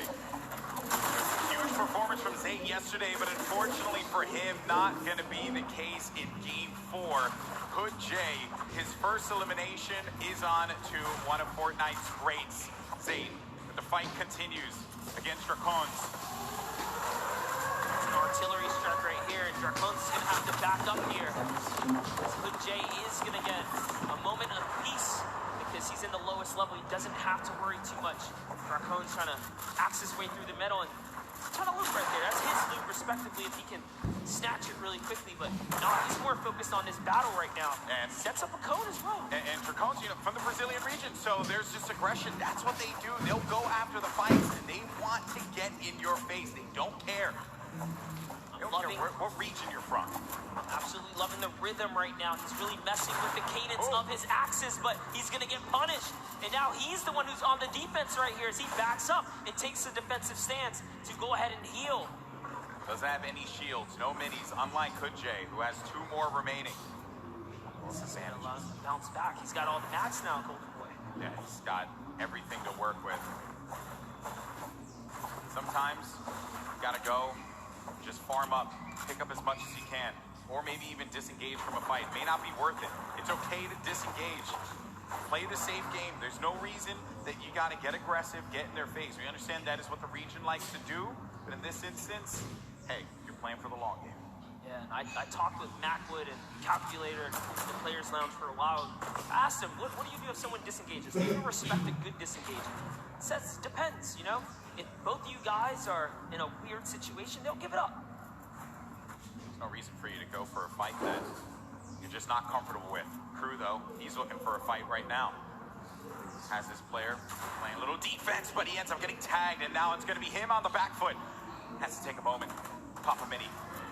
That was the best case scenario for him because he still has a full whites here. He did not lose normal health points. It was just his shield that was ripped off there. Two quality players right now scrambling against one another. Pika. Get rid of the trees so that you can get above. You also get a little bit more resources out of this. Perhaps. It's right front. Oh, man. Played around the corner there. And then Pika. He just had that brief moment to move away. Saw him move ever so slightly down low. Just saw the tip of his head. This is an intense battle. Pika versus Crew. Crew, a double qualified competitor here. Didn't play in the duos competition yesterday. And of the two, he's the one who just goes in. He's not the IGL. See how he can handle himself here when just playing solos now. And he's in the zone. He's found himself in the zone. Yeah, they're going to get ticked for one in the zone. They're pretty far from it. Doesn't want to play off that camera angle, but he's going to chuck a brilliant grenade right there. It's going to open up the box. Now you're inside of the Storm Monster. What do? You're engaging in this fight. You're losing health little by little. What's the play now? Oh no! Got the med kit, but he couldn't connect. The play was just a go for it. Pika gets the better, but he's going to continue to tick for health. Does have a launch pad though. Can fly back. He's really far from the safe zone. I just gotta say, that was Crew's game to win. He managed to turn it around and get that right camera dominant angle back, and he could have had it at that moment, but Pika's grind positioning put him over the ramp. He lost sight of him. He let his guard down. He got punished for it. And this is from Pika's perspective and how he got the better of Crew. With the burst SMG, the weapon that I happen to favor quite a bit. I like it, although I do like to set myself up for failure sometimes, so I'll pick up the burst SMG.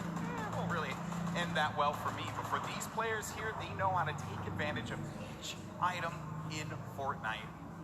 They are so good at really working with what's in front of them. Now the format, as we mentioned before, we're pretty far from it, okay? So when you get to 25th place, that's where the placement points start to tick, but each elimination is going to give a crucial point. These have been some low point games. If you watched the online qualifiers wondering, man, we're seeing players getting 60, 70, 80 points, even 100 in some instances. Those are the online qualifiers, a different format. These are the best players in the world going against one another. The gameplay is going to slow down just a little bit as they all fight for the positioning. Yeah, this is definitely that time in the game when everyone kind of positions up and the heavy congestion begins, but King doesn't care about that because he's King. He's looking for a fight. And arguably the worst zone to fight in, approaching zone 4 and 5 here. He's a savage. He's a savage. He does not want anyone else to sit upon that throne. It should only be him, but it's okay. Sometimes you don't have to be that thirsty. You can move away. That player popped that ramp in front of him. He gets out. Look at this, look at that. That was so brilliant. He changes his angle there. He says, you know, I'm not going to use this side. I'm going to go around and start collapsing in on you, just losing or pushing that player out in uncomfortable ways. Oh, I like this. He's going down low. Master at finding angles here. He's just looking for the best way to break apart his opponent right now, and he's really playing mind games. Now, suddenly, this guy doesn't know what side he's safe on. He's losing all forms of real estate right here. You know, King, he just constantly wants to be in your face. He's done it in each game that has happened. And he always seems to just know where everyone is. Like that is a trait that, you know, for a lot of the players that are up here, they do have it. But in this South American region like this, where there have been obviously not a lot of players coming out of this for this particular tournament, I think King has put this region on the map without a doubt. He is truly representing here. This King is tracking is phenomenal. He's still keeping track of Tuesday here. Now deciding he's going to replenish some materials and refortify all of this area. Sanctioning to himself here. This is why he's in the running in the top 10 here. We saw him get taken out earlier before, but this is why he plays the high risk, high reward. If I'm being honest, that's how you take first place.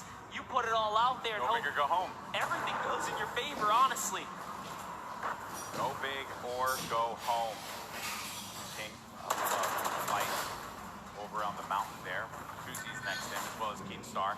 And King, he's gone. He's flying over to the next target here. Just doesn't stop. Into another box fight he goes. And now he's going to reposition here and set up for the prime push. This is ridiculous. Look, he's still going. He does not care, people. King wants to jump into your box. It's that box now! Oh, what a beast! What a beast! He's not here to play. Laser's going to go down. Bow down. We thought Booga was one of the best box fighters. Hold up, it's time to do some reviews here, because King is putting himself on the map here. All I want, Bala, if you're listening, I just want you to do a VOD review of King, okay? Get us a VOD review, please. Hopefully we can just agree on that. Wild stuff, man. Gets the window, boom, right to the face. Right to the kisser. He's already looking. What's wild about that fight, too, is a lot of players would have just stayed stationary in that position. Storm was coming in. They would have been content with being somewhere safe in the He had a target and he just went right for it. Incredible. Here we have Dubs now. Center zone. Still has a baller. Bucky still in the running here. Leshy also getting right next to Dubs. Also has a baller, so they're probably not going to get into too much of a battle, but who knows? Maybe they'll be Storm baller Surge buddies. is still a thing. Maybe they'll be baller buddies. Maybe. But you're right, though, about the Storm Surge. You really are, because if you're not putting in damage, 0 eliminations for Leshy right now. How many fights has he actually gotten into? Someone's going to be above him. There's Dubs. Minigun. That minigun goes right through your builds. Very powerful against structures. Dubs, only with 2 eliminations, is actually the match leader, and that's because he's just pinging other players. Yes, just damage leader. And we just talked about Storm Surge. That's why you want to be proactive. You want to shoot at anything that moves. So realistically, you don't know when you're going to find yourself in that precarious situation where you have to push someone like pretty much with, without wanting to. And we were talking about this before we jumped on the cast. I think it was Zayt we were discussing. He was really good at not putting himself in a position, but still to get hurt, but still take shots. And Benji Fishy against Storm. First elim for him there. Saw that. He put the trap above his head through the window edit, opens it up and hits him with the pump. Now we're on his perspective. But as we were mentioning before, sometimes from a safe position, go for the shots. Go for the shots. Maybe you get a few hits. Damage perhaps. And Kinky's taking fights outside as well. Kinky's still here to play Golden. 2 eliminations. 53 builds for him. Running with that blue combat shotgun. Great range on that item. It's far away though from where the half-in, half-out circle is going to be. We're at Zone 5. This is when things start to get a little crazy. What does King have as an option here? Is he looking for people on the move and then punishing them? Maybe trying to get the community launch pad, perhaps, if someone throws that down. What is he looking for here? It really wouldn't even surprise me if he's just looking for elimination to recap on materials right now, because he doesn't have enough to full tunnel across here. Knowing his playstyle, he's probably going to want to push here. And there it is. He actually found a launch pad, so his game awareness was at an all-time high here. And take a look here. Tifu, nice little replay right there. One of his first elims. First point, as a matter of fact, against Kurtz. Tifu on the board. The King. What are the chances of that one? He had a good old community launch pad right there. Great neighbors. Paying attention to what's going on here. Can Tifu make a big comeback for himself here? A little concerned about that player who had edited out. And Tifu did have the mark on him. That guy though, you hate that one. When you just get focused on so much. You're out and about, trying your best to stay up in this game. And then everyone looks at you, and then Tifu again. He's doing damage, but he's not getting the elimination. Other people are siphoning those away from him. Yes, Prisionero was just snatched from him. That's another point that unfortunately does does not go his way here. He does have some shadow bombs though, so he will be able to make it to this next zone. He decides that he's close enough to try and tarp in, but now he becomes the target of the server because he's only building in wood here. People can take note of the structures being used. That will give you an indication as to where they are currently. Players do build around 2-box metal, perhaps. Metal, the strongest structure. In case you're wondering, maybe you're watching for the first time, wondering what's going on here. Your Game 3 winner, Dubs. 2 eliminations. Still has that baller, but it is a very weak baller. I mean, look at that thing. It is cracked up. Not only that, he doesn't have health either. He is very, very weak here. Has tons of materials though. He just has to play for placement to continue to hold this lead that he has right now on the competition. King gets taken out by Monroe. Unfortunately, right there, and Bugga is still in the running here as he catches Quexy, and the kill feed is lighting up right now as players are dropping, and we're approaching placement points finally here. We're getting very close to it, Monster. Once we hit 25th place, everyone's going to start to earn some points. Right at the side of your screen, 3 points for everyone still alive, but Dubs, and we mentioned it, that baller was in dire straits. It was not going to be able to survive another rotation, and neither was he with the HP that he had currently. Then the rotations, everyone's starting to move here. They have some shadow bombs, they're going to use those and get to the other side, get to the safe area, build around and protect themselves, and hope that they can continue to gain more placements as we take a look at the overhead. That's right, he was holding his breath because he needed to get that top 25. He didn't break it through in time. Everyone left in the game has already gotten placement points here, but you want to play to the next threshold. You want to continue to stay in this game here, as that's exactly what Tifu's doing with the shadow bomb, hopping around the builds here, trying to keep a low profile. Bizzle still in the running. One of the innovators when it comes down to tarping and pushing out with effective and clean builds. Just one of the greats of Fortnite altogether.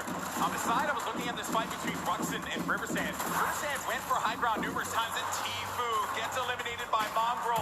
And then Rux has high ground, as you see on your screen to the left. Then you have Bizzle, still very much in this one. Takamura with 4 eliminations and earning placement points as more players begin to fall. And we're coming down to the final moments, Monster. That's right, we are. And we're going to jump into Takamura's POV here because he has 4 eliminations, and he doesn't plan on stopping. Neither does Magro, because Magro catches Benji Fishy as well. Taking a look here at Takamura, tarping out. He is going to fall down, and he's going to get shot a few times here. What he's going to do is he's going for the high ground. He sees an opportunity. It's his to take. Now jumping over with Monroe's in the low ground. Drops another player right here. Is he going to be able to connect in full? Can he convert here? He does not. So many players are landing in front of Mongrel here. Coming down to the wire. Top 9 remaining. 1 in front of Mongrel. Does he get the elim? He manages to just get away by the skin of his teeth. And now Mongrel gets up to the high ground. Maybe using this. If you keep jumping on the wall, you won't go out of the shadow state. He gets up top, but there's no one going to be there. There's a person all the way above him. Knocks the structure down, and the player does manage to catch himself and maintain the high ground positioning here. We have some great players still left in this game, but Mongrel with 4 eliminations is looking for number 5, and that was on Nate. We're now down to the final moments. Top 5 Monster. He had to fully commit there. Those are the maps that he needed. He's still in the game here. He's going to go all the way for it, and that's a trade out with the 109 to the face here. Huge elimination on Takamura. We're into a 1v1v1v1. Top 4 players now. Mongrel in the ultimate low ground, going up against a player. It's gonna be Bugga. The game 1 winner will not be enough against Mongrel, who does get hit quite a bit. He loses a lot of HP. No more builds, but the victory royale goes to the veteran Som, who manages to pick up a massive win. Using the shockwaves in the final moments to snatch the high ground, Som claims a victory, but it's Mongrel who had a ton of eliminations and really was the ruining factor for so many of our top 10 competitors in that round right there. Mongrel was running roughshod in the ultimate low ground, but it's Som, the vet. He has performed in so many competitions at a high level, and it's no surprise here. When Som gets that high ground, everyone needs to look out. He's so good at that. Mongrel had no builds left. He had no HP to work with. He did the job he needed to do. Top 2. He got 2nd place and a bunch of eliminations. And Shockwave's late game again, Monster. Such a great piece of equipment that you can use. says with the let's go, he's feeling good. And that's a huge accomplishment to take a victory. And just he only had so many opportunities to win a game here. Just to do that alone, it's magnificent. Yeah, it really, magnificent is the best word that I could think of at those final moments. Games 3 and 4 certainly did not disappoint. Oh, that was a wild, wild game. Here are the standings, though. Boga still holding on to first place. Look how far ahead he is. 8 points currently. But Psalm now jumps in to second place. Nate in third. Riversand, who's managed to put together some great games, is in fourth. Rux as well. Epic Whale in sixth. Skite and Dubs get knocked down to 7th and 8th. And King, who has been very aggressive, is in 9th. And then Peter Pan from South Korea in 10th place. Doing so good. The last player we saw in 11th place, Epic Whale, shot himself up to that front page, guys. So don't count out Andretta, Benji, Savage, or anyone else here in the top 20 because they have what it takes. Look at how close the point threshold is. Yeah. Everyone is in the running for top 10 right here, and that's life-changing prize on the line here. The stakes are so high. Yeah, the gap is so small, and these players have the capability of being able to get into the top 10. 2 more games remain. Wonder who's going to take it all, but let's go down to the stage. We got Jordan standing by with our Game 4 winner, Psalm. And a huge Game 4 win for Psalm. Now sitting at second place in the standings, feeling really, really good right now. We're just talking about that high ground take. You said, I didn't think that it was going to work, but real domination right there at the end. What was your thought process going up against such a stacked final 10 people? I mean, some of the players that were there are all capable of clutching this up. After I got the high ground, I was just focused on playing safe, make sure I don't lose the high ground, make sure, no one influences up to take the high ground, and then, I let everyone on the ground do their thing, and then I clean up. And then the cleanup was real. Back to you, Golden Boy and Monster D-Face. Always a pleasure to hear from Psalm, a veteran in competitive Fortnite and doing it once again. No shocker there. You take the risk, you make the bold play, and sometimes it pays off. And in that instance, it definitely did. He's coming out quite pretty from there. I believe was in second place, currently in the standings. That was a nutty game, man. He's been in top 10 this whole time. Since the competition has begun, he's been chipping away at placement. And that last one was a huge victory for him. And that is exactly what he wanted and needed here to keep him relevant. Yeah, so many great moments in that game. And while we had a best seat in the house, there were some moments that maybe we didn't catch. And the good news is we got one of the best VOD reviewers in the game. Ball is standing by to break it all down. Thank you so much, GB. Yes, we have 2 games remaining. And it looks like Psalm and Booga repeating that first game success early on. They're going to move forward at the top of the leaderboard. But for now, we're going to take a look at some of Rux's performances and some of his shots that push him up to 5th. So while we roll these clips, Rux, in the end game, first, he set himself up brilliantly in the early game against Arkham. We've talked about Arkham a number of times. This duel has been going on every single game here. Rux takes the better of Arkham and gets the loadout that he needs to push on forward here with the infantry rifle and the combat shotgun and heals to boot. Only 1 mat remaining through this entire time. Doesn't quite get those mats after finding the elimination onto Core Gaming, so he's working through old structures here, other players' structures. And that's when you start going sneaky beaky mode. He stays crouched, make sure that no sound is coming through for that elimination onto Slaya. He had high ground in this position. A nice shot there onto Light. Unbelievable flick shot with the combat shotgun.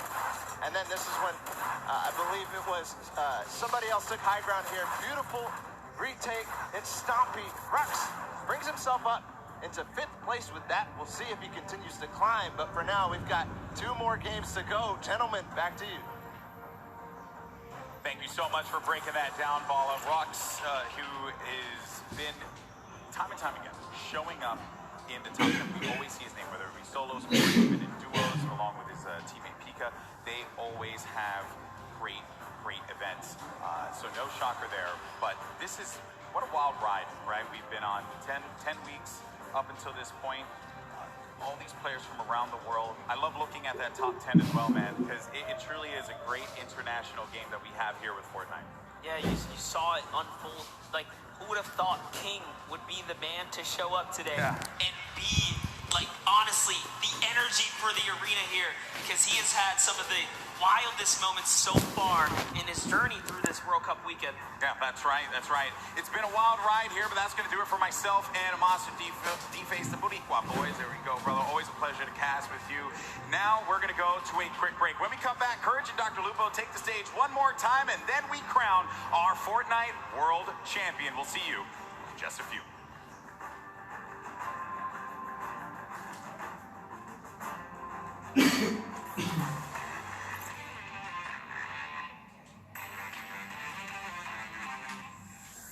Hello, Fortnite fam. I am PookieFace_.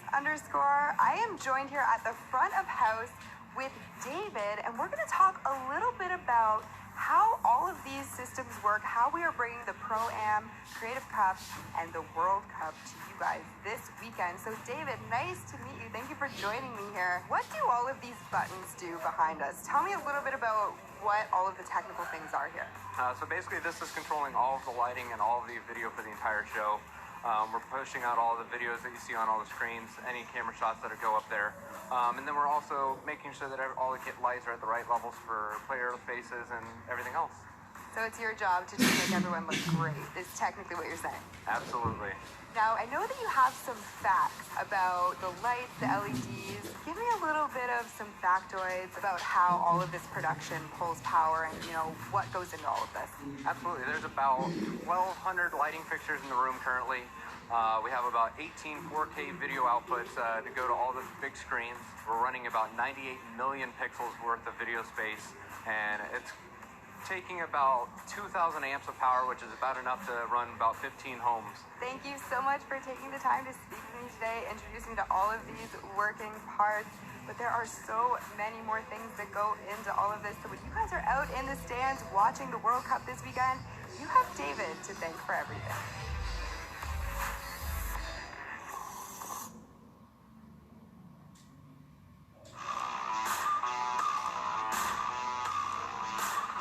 Said, look, I've qualified. I'm just going to come back and just flex on literally the entire region. It's ridiculous. I mean, the fact that you can be so consistently good in one of the major regions. The best of the best aren't concerned with just barely making it. They want to win every fight. They want every point. That's why he's in first. There's a reason he's one of the best solo players on the planet.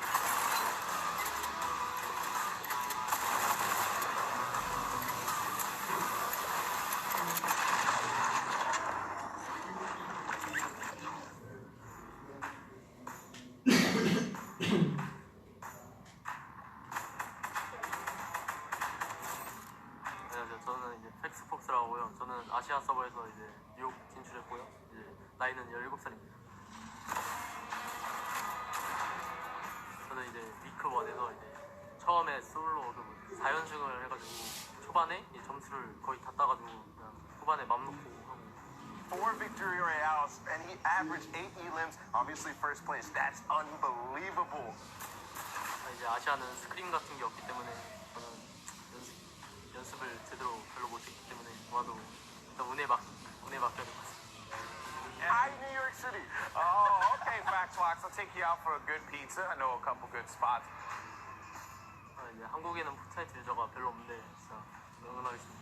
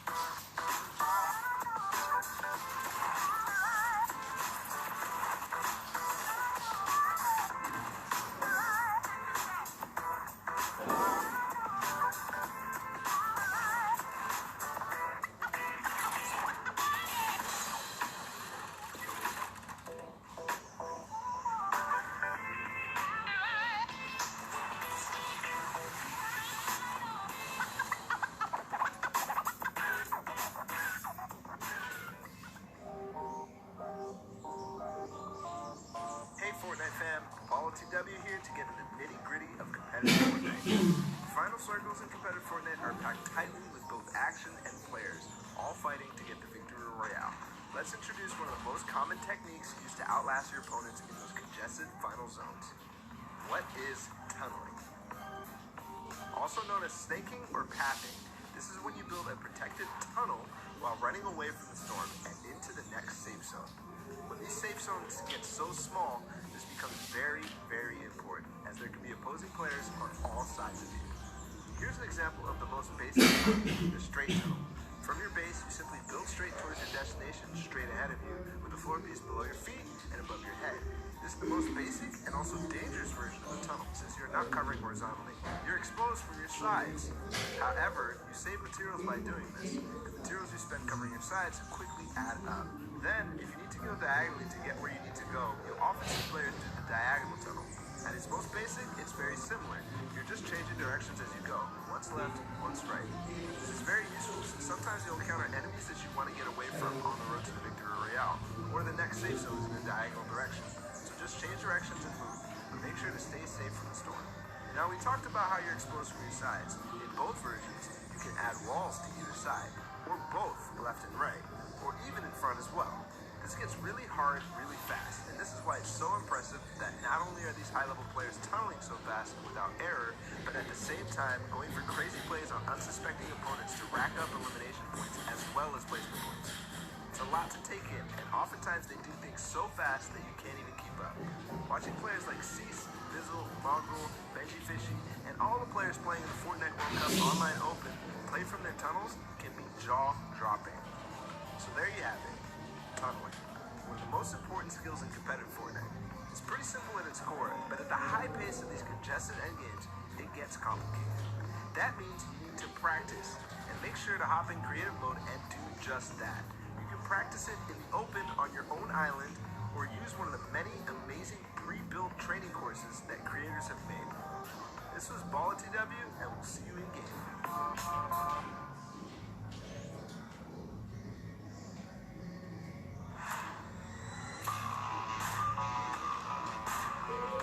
My name is Turner, aka Tifu. I qualified from the North American East region. This trying to stake him. Wait. Trying to stake him in. Can you get him to drop it? What is that angle? He hits all of the shots. Today I qualified, I was pretty hyped. I didn't even believe it was real at the time. I don't know, I was just kind of streaming, grinding, doing my own thing, and I tried my hardest and succeeded, I guess. Landing all the way up top, drops in. Fire 100. Follow through on the shot. Literally reading my mind.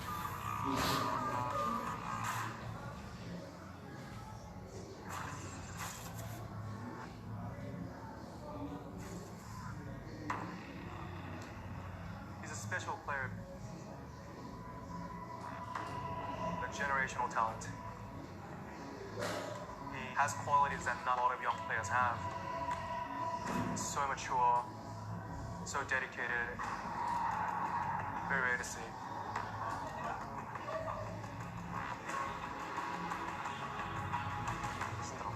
안녕하세요. 저의 이름은 김도환이고 플레이어 닉네임은 흐제이입니다. 나이는 그리고 14살입니다.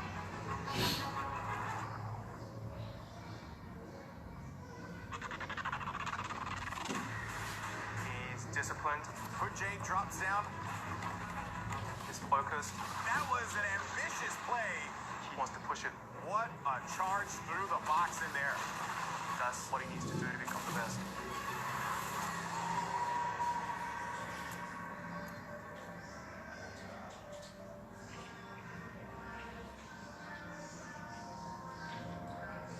여기 간 다음에 제일 중요한 거는 이걸 타고 여기부터 먹어.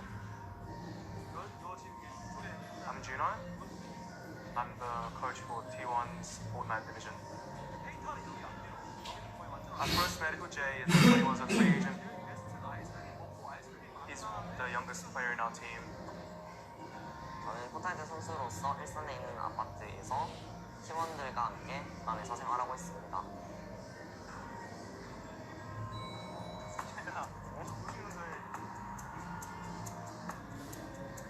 놀거리가 가장 많고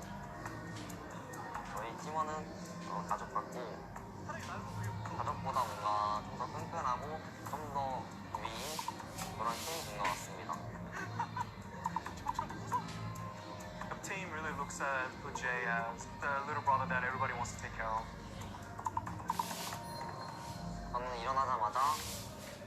저는 일어나자마자 바로 옆방에 있는 연습실에서 포트나이트를 할 수 있다는 거에 대해서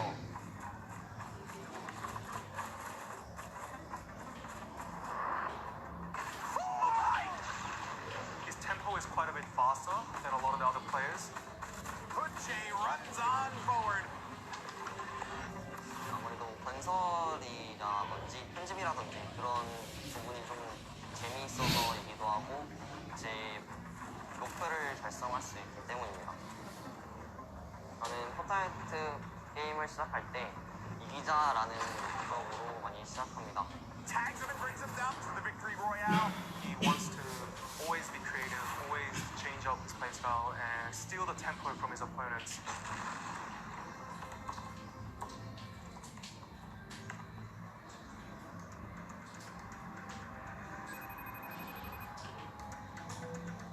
여보세요, 엄마. 잘 지내시죠? 요즘 어떻게 지내세요? 네, 걱정 안 하셔도 돼요. 제가 끝나면은 자랑스럽게 해드릴게요. 꼭 몸 관리 잘하시고 모두 끝나면 바로 갈게요, 집으로. 네. 세계 최고 플레이어가 되고 싶은 이유는 아무래도 부모님인 것 같습니다. 가끔씩 부모님이라는 생각이 가끔씩 들어서 이게 동기부여가 되지 않나 싶습니다. Jay hasn't realized how talented he is just yet. I am just so impressed with what I'm seeing here from Hood Jay. He has that potential to become the greatest of all time.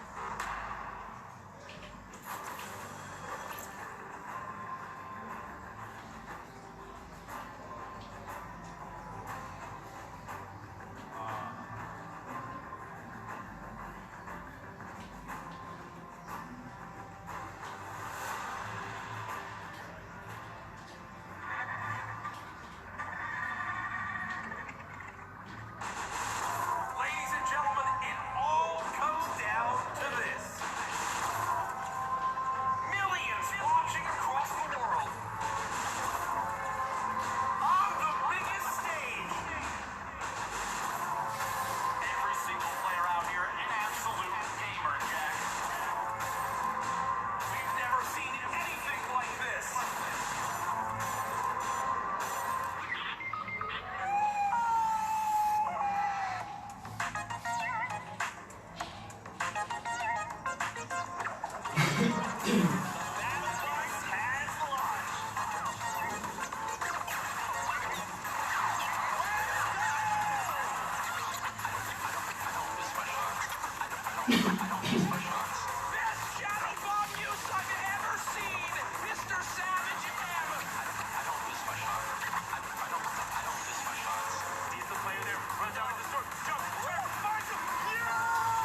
Qualifying for the World Cup was a major step for me to actually help out my family. I'm so happy we made it. This is literally like a dream. I was freaking out. It was awesome.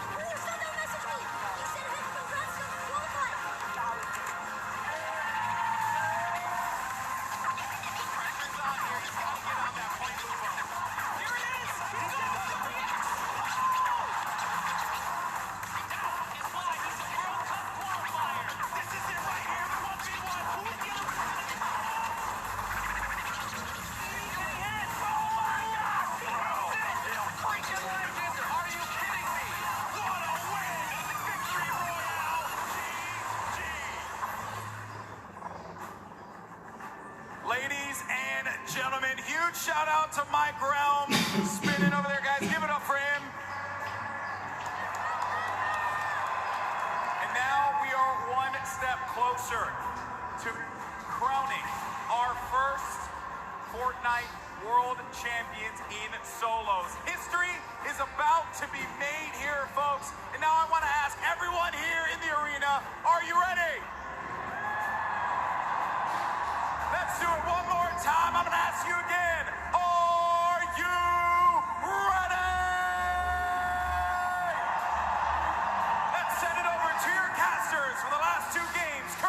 and Dr. Lupo. Over a year ago, the Fortnite World Cup was announced, and here today it culminates in the final 2 games of the solos competition. $30 million in prize money this weekend, and in 2 games, Dr. Lupo, we will crown another Fortnite World Champion. We've seen a ridiculous number of plays from everybody on the field. Yep. Even moments like King going out, literally the first eliminated one game immediately after, just slaying out in the lobby. We love to see gameplay like that. Very aggressive from a number of players that honestly a lot of us didn't even expect to show up on the board.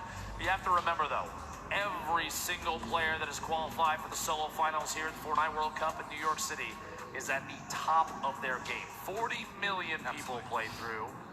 This is what's left. The best of the best of the best. We know the storylines continue throughout this lobby of the 100 best players in the world. We have 2 games left. Our standings, well, they're very close, and Sundown's going to update us on where they lock up. Thank you so much, Lupo and Courage, with only 2 matches left to decide who is the world champion solo player, who is the best of the best of the best. We're gonna take a look at what the standings currently look like and what needs to happen. So the first thing you're gonna see right away is the runaway train Bugha up top. 1 victory royale, leading the pack with 15 eliminations at 37 points, 8 points clear. But we talked about it a little bit yesterday and a lot during the qualifiers. What is a reasonable game to expect? We've seen a lot of the victory royales today actually coming from more passive players. They've been getting around 11 to 12 points apiece. We've been seeing high volume eliminations happening in the early and the mid game. But right now, looking at this board, Peter Pan sitting in 10th place right now is just off of the mark. He's 16 or 18 points off. With a reasonable game, he could challenge towards that. Let's take a look at the second page, because then from 10th to 20th, it is a 4-point difference. Mongrel, with a fantastic performance in the last game, pushes himself into contention, and this top 20 is the line where you will see an increase in that prize bonus. You want to be at minimum on this page when all is said and done. 2 matches are left. We have already seen world champions crowned in creative and duo. Who will be the ultimate victory royale and who will take home the title? We're going to throw it back inside and see the final 2 matches. Lupo, Courage, let's take it home. Thank you, Sundown. The standings so close, all for the coveted trophy that you see on your screen. The title of Fortnite World Champion. 15 million just for this solos competition. 3 million for first. With 2 more games left, who do you think comes out on top? I would love to see the 13-year-old from the South America, King, show up big. I mean, he's put on a fantastic show thus far. You have to remember, just 1 slip-up, 1 bad game, that's not enough to take you out of the lead. He very easily, a solid high elim game, a top placement, doesn't even have to be a victory royale at this point. With how well he's played, he can make his way to the top with ease. Can anyone catch Bugha at the top of our leaderboards? The lobby is ready, ladies and gentlemen. The battle bus launches in 2, 1. Game 5 underway of the Fortnite World Cup Finals Solos competition. Can they catch Bugha? His lead remains from the incredible shockwave plays earlier.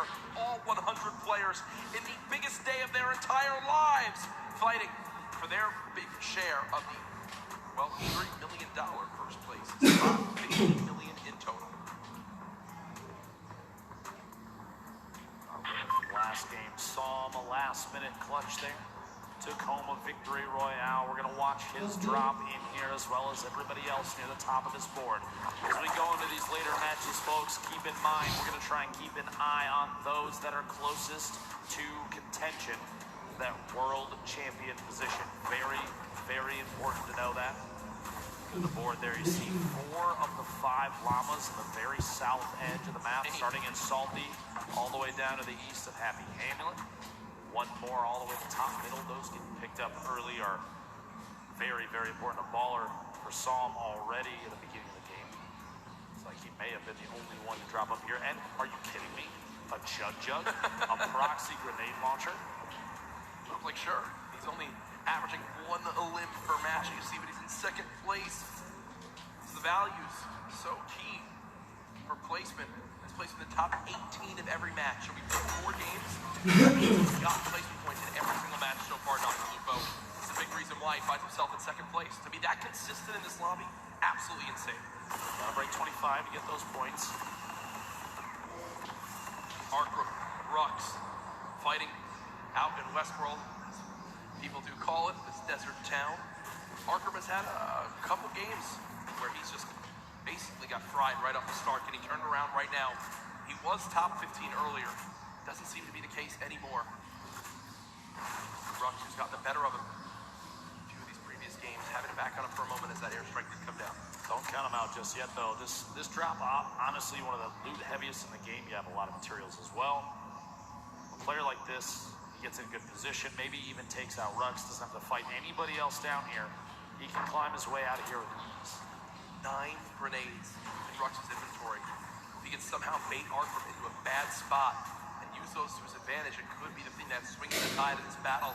Hasn't thrown the chug splash. I was going to say, wondering when he was going to begin to throw them, but there they are. Chug splash is down. 0 elim still, as you'd expect, as he's still looking around for where Arkram could be.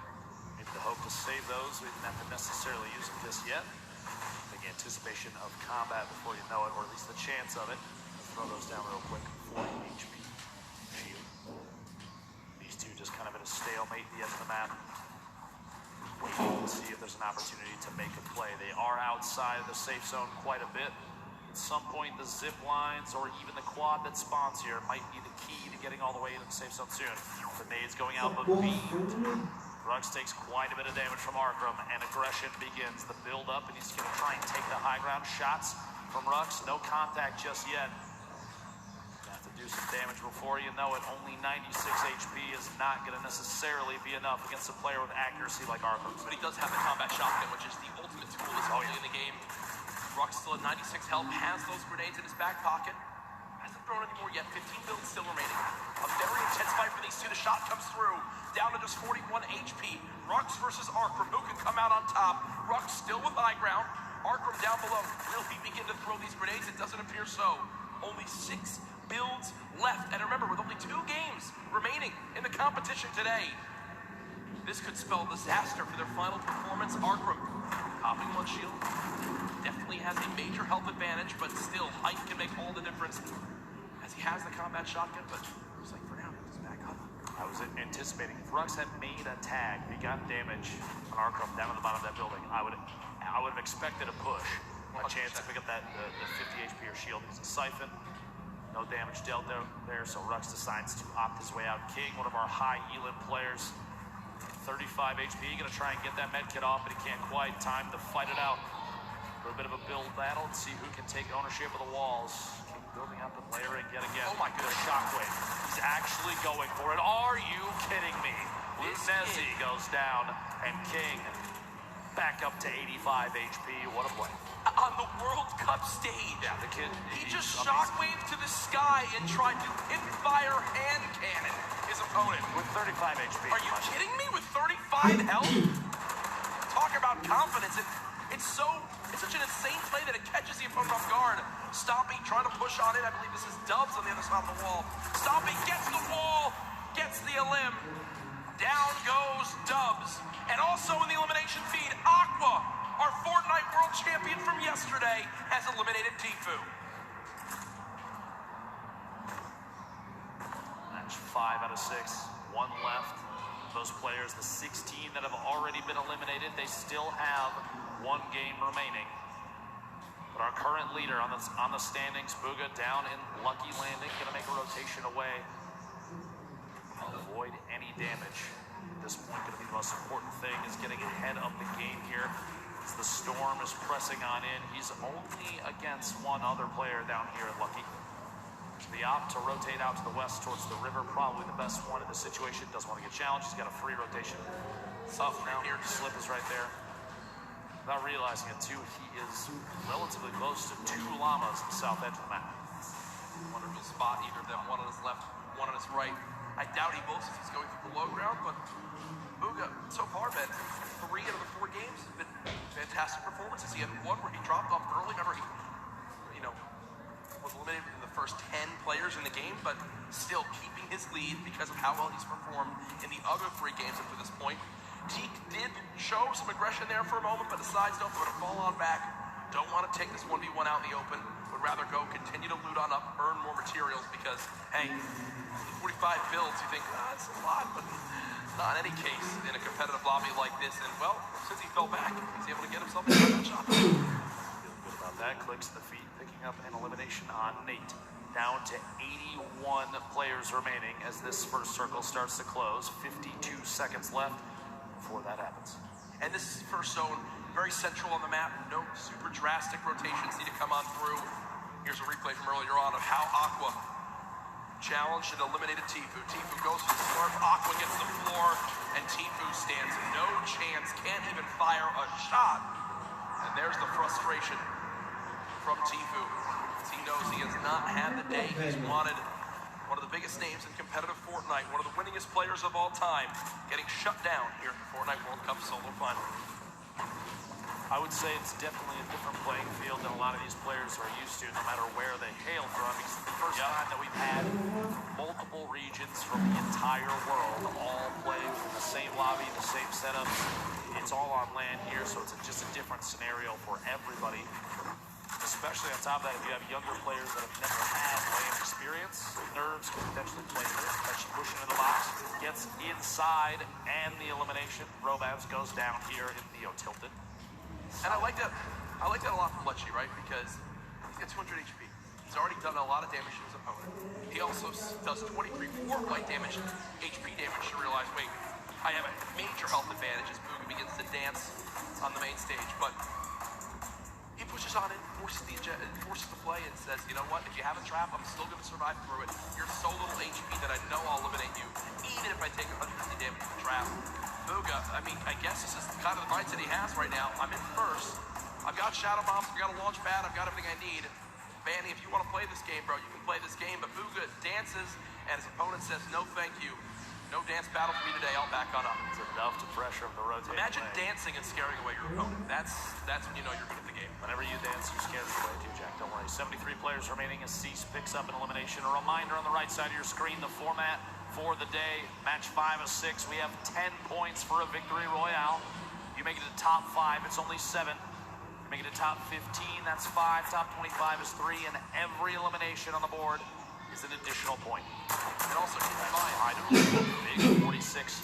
The white damage, a good signal for Booga that player most likely won't challenge unless that's the only thing they have left. No pressure there is an opportunity to just rotate away. Another thing to keep in mind, you see right there, 40% extra materials when farming. You also have a max count of 500 of each material type. So you cannot carry 1,000 wood, or 999 wood, 999 brick, 999 metal. No, it's 500 of each material type. Players building inside this new structure of the monster that our glorious mech defeated to save the Fortnite Island. Ooh, a solid hit there. Scaler gonna pressure from above, knowing that ramp was closing it off for just a second. Gonna try and take the wall to edit from above. Why is he not throwing a snake? Doesn't own it just yet. Very good question. At some point, that's gonna have to come out. Maybe pressure the player off of that campfire. Still can't get there. Still can't get there. These stalemates for taking walls, one of the highest pressure situations, because you're on the verge of a box fight in which your opponent, you know they're going to push in. They have a trap that might take a wall and place it. Go shotgun shot 160. The blue pump, very, very powerful. That's a 160 to the jaw right there. That's what people missed about the pump shotgun when it was vaulted.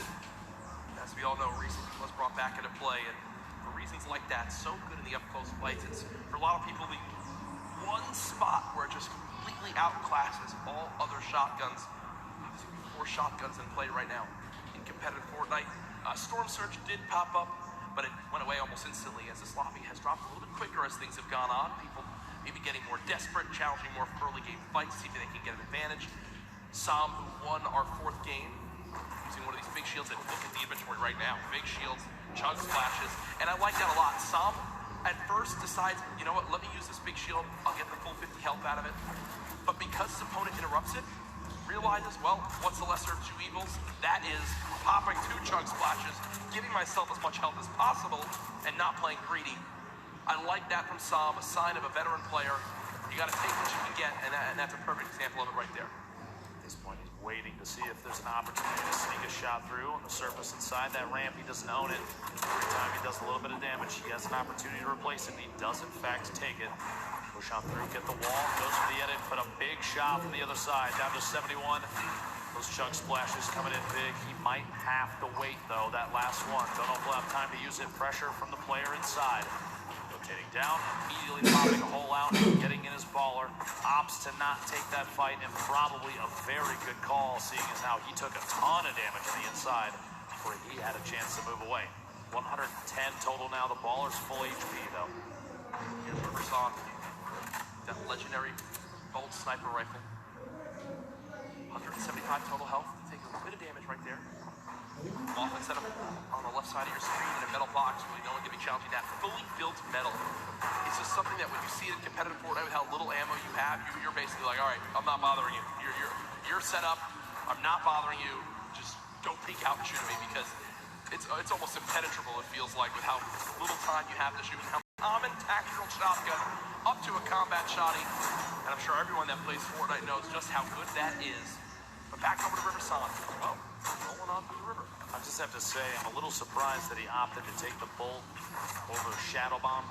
Looking at late game Fortnite, especially competitive, oftentimes you see stacks of players on top of each other and no opportunity for a snipe. The Shadow Bomb's going to be a mobility he's not going to have. The baller's gone now. Yeah, it's in its own spots. I don't know why he didn't take the Shadow Jack. To be honest, I think Riverson viewed that as, all right, I have this baller. I'm going to play around the baller being my, Shadow Bombs for this game.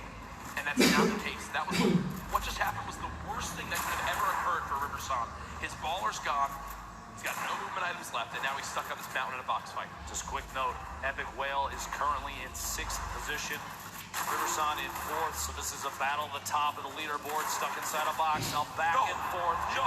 And Epic cannot quite find the target. Riverson picking up a big leaderboard elimination right there. That is a moment where I think nerves gets you a little 100%. bit. You mentioned top 6. He's thinking back in his head. I have a good game here. Moving into the $1 million prize pots. And instead, Riverson wins a fight that looked impossible to win and is now set up on top of a mountain with near max HP. Real quick look back here, Plug, our current leader. Look at the shots through there. Little shakes the hands off a little bit, blow off some steam as an arrow goes down inside. Very, very accurate player, Booga. See Bizzle, the top left of your screen, one of the more well-known players, like you said, one of the most consistent players, Jack, in all of Fortnite that we've ever seen. The speed of the builds up here. Try and get a little bit of a higher view. Doesn't want to be stuck down too low. These players rotating, maybe some shots on the baller soon. There's pressure being applied on others and ops into that fight as well. And if you look at where Booga is right now, on your mini-map, the closest player on the west side of that zone, safe, and everyone has to move right towards it. Also, 6 minis, near max builds, 4 Shadow Bombs, 2 launch pads, a shockwave. Booga knows what a fantastic position he's in. If he can make it to late game, he basically has guaranteed placement points. His way through here. A leftover collection. Have to do some picking up on the inside. Pretty lucky finds on the inside here. Quite a few materials. Flint knock. Got to redeploy a ton of minis. Pretty optimal loadout for both mid-range, up close, depending on who's pushing him.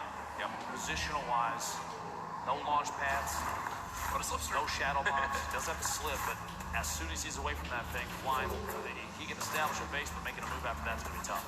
And he is getting attacked from literally every angle on the way in. Players from all sides taking shots. He's going to have to try and push his way through for an elimination or get out of this area almost immediately. What a tough spot to be in. Shots from both sides. Puts the trap down in anticipation of somebody pushing in and literally cannot keep the walls up enough. And that's the downside of being one of the last players to rotate from outside the zone.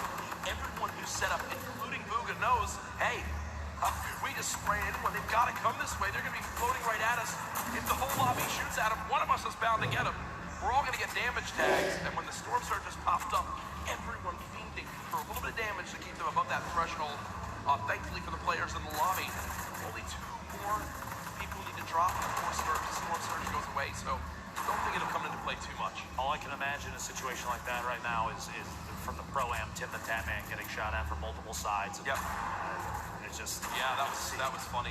That was funny when... You were one of them, I think. Yeah, no, my teammate Sean eliminated him. Tim, we beat Tim the Tatman on land and outplaced him. As we take a look at players stacked up all on the west side of the zone.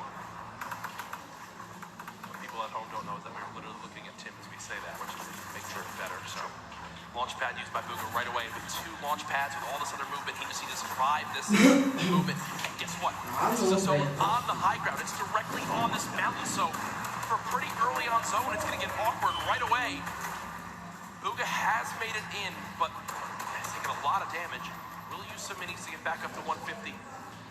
Has made it to the zone. Benji Fishy just below, who's currently top 13 in this game.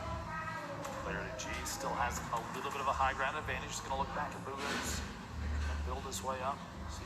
Spot anybody on the move. This position still very, very good. The edge of the next safe zone.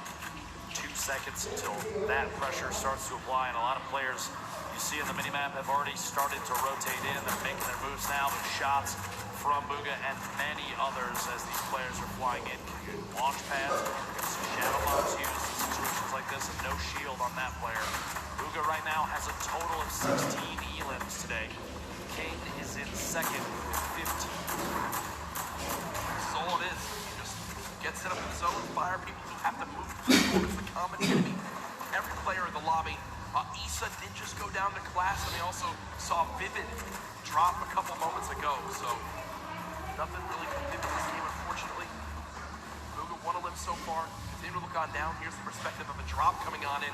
Everyone's made it up on the mountain right now. Still some people on the edge. You see the likes of Cease still alive. Clips, Zane, Creo, Cosmic, Skype, who earlier on took home a game of his own in game 2. Quick note, by the way, Riverson, who we saw eliminate the 6th place position, has gone down himself in 4th. He is out of this game. 44 players reversing your feet, going down to Dementos. And we are not even at placement position just yet, and we're looking at the 6th to 7th circle transition starting in 10 seconds. Everyone has to move. The people that have the best opportunity to take shots back, they're going to be able to pick up a lot of eliminations. Players are going to be on rotation. They're about to get Just wait how to hold and roll. Now, I don't think you can hold high ground from this early on. Yes, high ground will be very good, but this is going to be a long rotation. What is going to happen? Black's is up top at the moment. You see him flying on over with the shockwave grenade, setting up, always getting ahead of the zone as far as possible. Pika there as well. Back behind him, going to take even more shots. Players on rotation. Very smart play is the shadow bomb, and he still has 3 more, so this rotation better be a good one. A chance to get ahead of a lot of people here. I really do love this. He knows how close he is to placement points, and he's got such a lead right now that unless someone has a monster performance, if he just gets placement points, makes it to the top 25 again, with just 2 games left, that could be really all he needs to secure this Fortnite World Championship. He got the zone. The zone's going back his way, but Booga goes to end it out, and there's a shotgun waiting for him. Down to under 50 HP, frantically trying to pop these minis. The spray coming on through. Can our leader hang on to placement points? Storm Surge activated on some of the remaining players. Booga peeks out again for a shot. Not going to connect yet. 32 players left. Shadow Bomb being used. Can Booga make it to the top 25? 3 more points can be the difference between making it as our #1 player today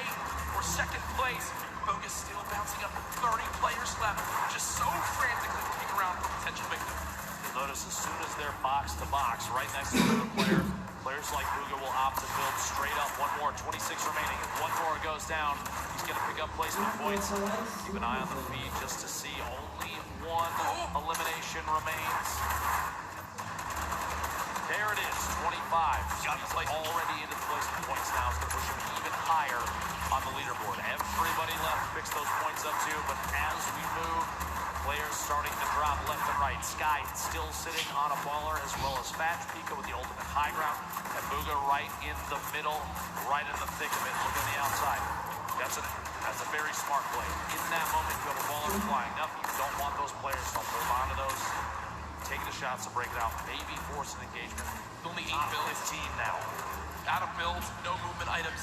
Made it to top 15. For me, this is already a fantastic game for Booga. You got placement points. Another elimination. How about a second? Booga, what are you doing? 2 elims come in. He's back up to near full HP, and he's in the top 10, and he's got all the materials he could ever need. Booga, how are you making this happen? From no mats and no movement. One player nearby. Booga at 3 elims, still ahead of this zone. He can absolutely win this game, Dr. Lupo. 2 away from more placement points.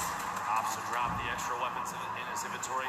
A gold AR, the green pump, 6 minis and a campfire. 42 builds remaining. He's just looking. 5 players left. He is sitting in one of the best spots I think he could have possibly imagined. Creo picking up an elimination. He's sandwiched between Pika, Pisa's, Creo on the ultimate low ground. He's looking any chance to pop through when a player is not looking to get a shot in. Might be enough. Slug Matt's 1 player below. Booga just staying ahead of this. Has only taken 1 score tick so far. Player up top fighting, player down low fighting. Can Booga make the impossible happen? Dodges the trap as well. It's what it needs. Knows how important that game is. Now we're in our top 3. Pika up top. You're following him earlier on today. Pieces and Creo all the way down low. 0 builds in Pika's inventory. It's going to be tough. He's going to have to drop in and go for a fight. Cannot connect. Pises finds that elimination. Creo gets the final one, and game 5 goes to Creo. I don't think he can believe it.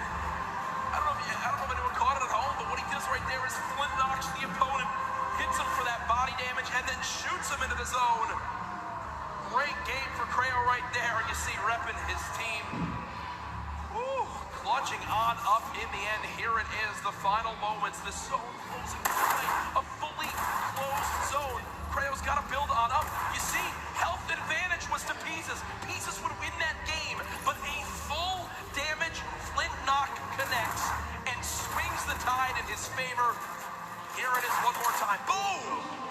Right to the chest, sends him into the zone. And wins the game. From Creo as he takes game 5, the victory royale, 10 points plus his eliminations. Huge game there, and Jack, we still have one more. We do. We still have one more game here at the Fortnite World Cup Finals. I don't see any way that Booga's fallen out of first. That performance, he absolutely popped off. We're about to take a look at our standings, but Booga may just be in a position where all he needs to do is find 1 or 2 points, and there it is. My 1 or 2, are you kidding me? Ladies and gentlemen, Booga sits atop his throne, far and away in first place. He is 1 game from $3 million. The most eliminations, tied for the most victory royales, by far the most points. Booga has put on a show and is nearing the title of Fortnite World Champion. Here's a look at the remainder of your top 20 there. 17 points. That's what you need to break into the top 20, Jack. Yep. But even then, you're still 30 points away from first place. You need a 20-plus elim game with a victory royale and 0 from Booga. Good luck, have fun, but we do have Jordan Fisher on the floor, one of our members of that last game. Playing held right there at the very end in such a high-caliber game. Again, another stacked lobby right here at the end. Hoping for some lucky health ticks in your favor, and that happened. Thank God for the best reaction for the wins so far today, in my opinion. Where's your headspace at going into this last game? Right now, I'm on third. I just need to clutch up, make sure that I don't make any dumb plays. I just keep calm and keep how I've been playing. Well, it's great work. Fantastic job. Great victory royale. Back up to you guys. Great to hear from Creo right there as he takes game number 5, the nerves in those final moments. You saw the celebration. I think he even almost couldn't believe how it all ended on up. But victory royale, you know the difference between 21st and 20th is over $60,000. And a win like that, with how close the standings are, could make the difference between earning $50,000, which is still great, but $112,000, which is to follow. But we're not quite ready for Game 6 yet. We do have a ball over on Unreal Island with some analysis of Game 5. Guys, I do have that, and what a performance here from Booga today. Every single game almost placing consistently in the points and finding himself some eliminations as well. Only falling in that second game early on. We're going to take a look at some of the eliminations that led him to a top 5 finish here. Booga, first off, breaking the baller on the side of zone, making sure that he knows exactly who's moving in. Why is he moving in with the baller inside of the zone, inside of the center? And then as well, getting an elimination here onto Kalusha. Absolutely amazing job by Booga there. He actually got into top 5. So an amazing finish. He's got 2 points from that, plus all the other performances, other placements in that match. We've got only 1 match remaining.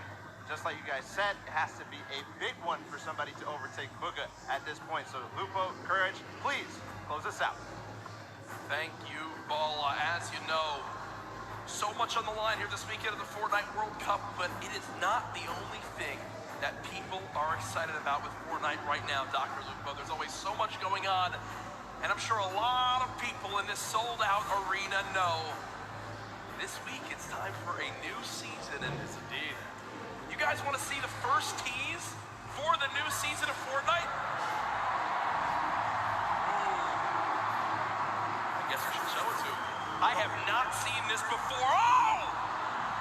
All that Epic told us is think back, August 1st, 2019, the next season of Fortnite. Is that what I think it is? Is that what I think it is, Dr. Lupo? CD in the third, I bet, is going nuts right now. Jack, Dusty Depot. Ladies and gentlemen, are you guys excited for the next Fortnite season?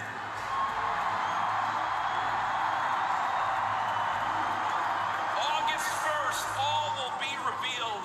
And my God, I got the chills right now. That's the first time we saw that. They didn't show us anything. It is. Oh my goodness, you see how excited everyone is. And we are moments away from the final game. Everything that's happened. You see the leaderboards, you see how far it is.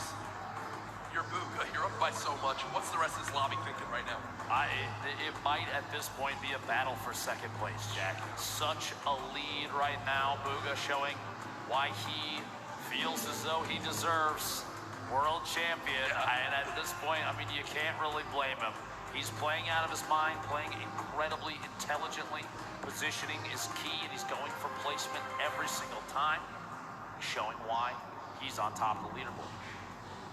I can't believe he is so far and away the best. It has been something that I think a lot of people expected him to do well, but this well, anyone to perform this well, be this far ahead, unbelievable in a stacked lobby like this. Folks, use the hashtag Fortnite World Cup. Tell us your thoughts on the teaser we just saw, on what you're expecting from these final games, on your thoughts overall on the World Cup. It has been such a blast to be at this point. I cannot believe the road from where we started to here. These online qualifiers, everyone coming on in, the big names, the teams getting involved. Fortnite competitive is at a fantastic point, and with the millions watching online, I think it's a testament to how well it's doing. Absolutely incredible. See a look down at the players getting ready for their final match of the day. 6 games total, the end of this next and final match. We will find out who the Fortnite World Champion, the solos competition is. If you're online, make sure you give some shout outs to those that you think would climb the board. It is still anybody's game. We've seen crazy comebacks before, and it would not surprise me to see it again. Jack, going into this last match, Yes. the nerves for some of these players probably at an all-time high. Yes. You have to realize there's going to be more after this, though. Oh, there's for sure. got to be more after this, Joe. Yeah, this is not the end by any means. Yes, it's the biggest event in Fortnite competitive history, but there is still a bright future for this game. The new season coming out, more and more to be announced, I'm sure, very, very soon. All I know is the players are getting loaded on up and ready. You see them all looking around. What an experience this must be for all of them, their families in attendance. So many people here I've met this weekend that have been, it's their first ever gaming event. You know, not a lot happens in the Northeast because of, well, quite frankly, how expensive it is to run events in this area of the country. But Epic do it, and they did it in style. What a fantastic venue.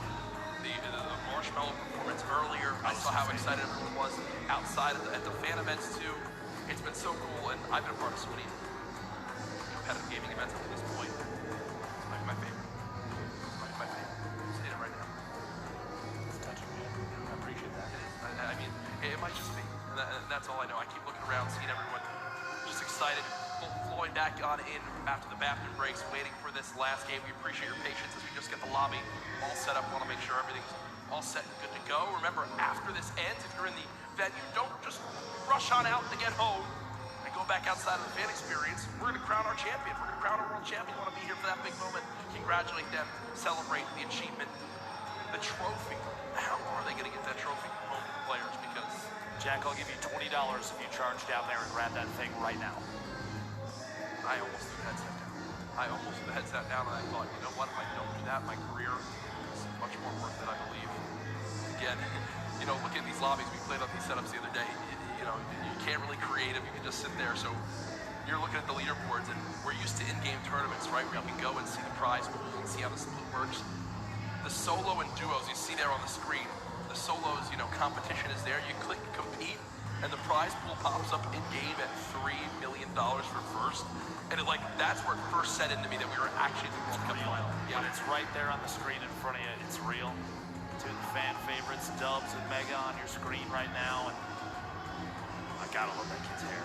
Yeah, I wish I could have hair like that. There's Issa, who quite the loyal following online. Some people were excited to see him perform this weekend. So much pressure for these guys.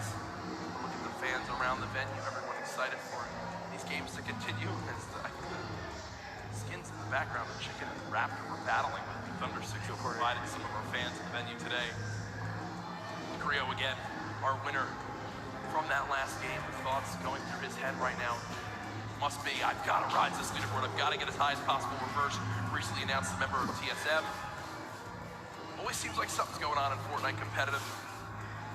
Now I think a lot of people wondering too, what's next to come, right? Is it more solos and duos? Is there going to be more of a focus on trios? I know a lot of people have been looking forward to that. Do teams now switch up after seeing this performance? You think teams begin to switch up if they're going to play trios, like who they should have on their squad? One of the things I noticed watching the few trio tournaments that we've seen over the last couple weekends, teams really have kind of mixed who they typically play with. That being said, one of the things I love the most about watching those is that the groups, it's always changing. And I think that exemplifies just how connected the competitive community really is. A lot of these players, they're all friends. Yeah, we see, Skeptic holding up the L of the camera, which is really very funny. And, people doing emotes on each other after elimination in game. But at the end of the day, there's really kind of no bad blood between anybody because they all recognize they're all here for the same thing. It's a competition. On top of that, it probably doesn't hurt that they all take home $50,000 at a minimum, right?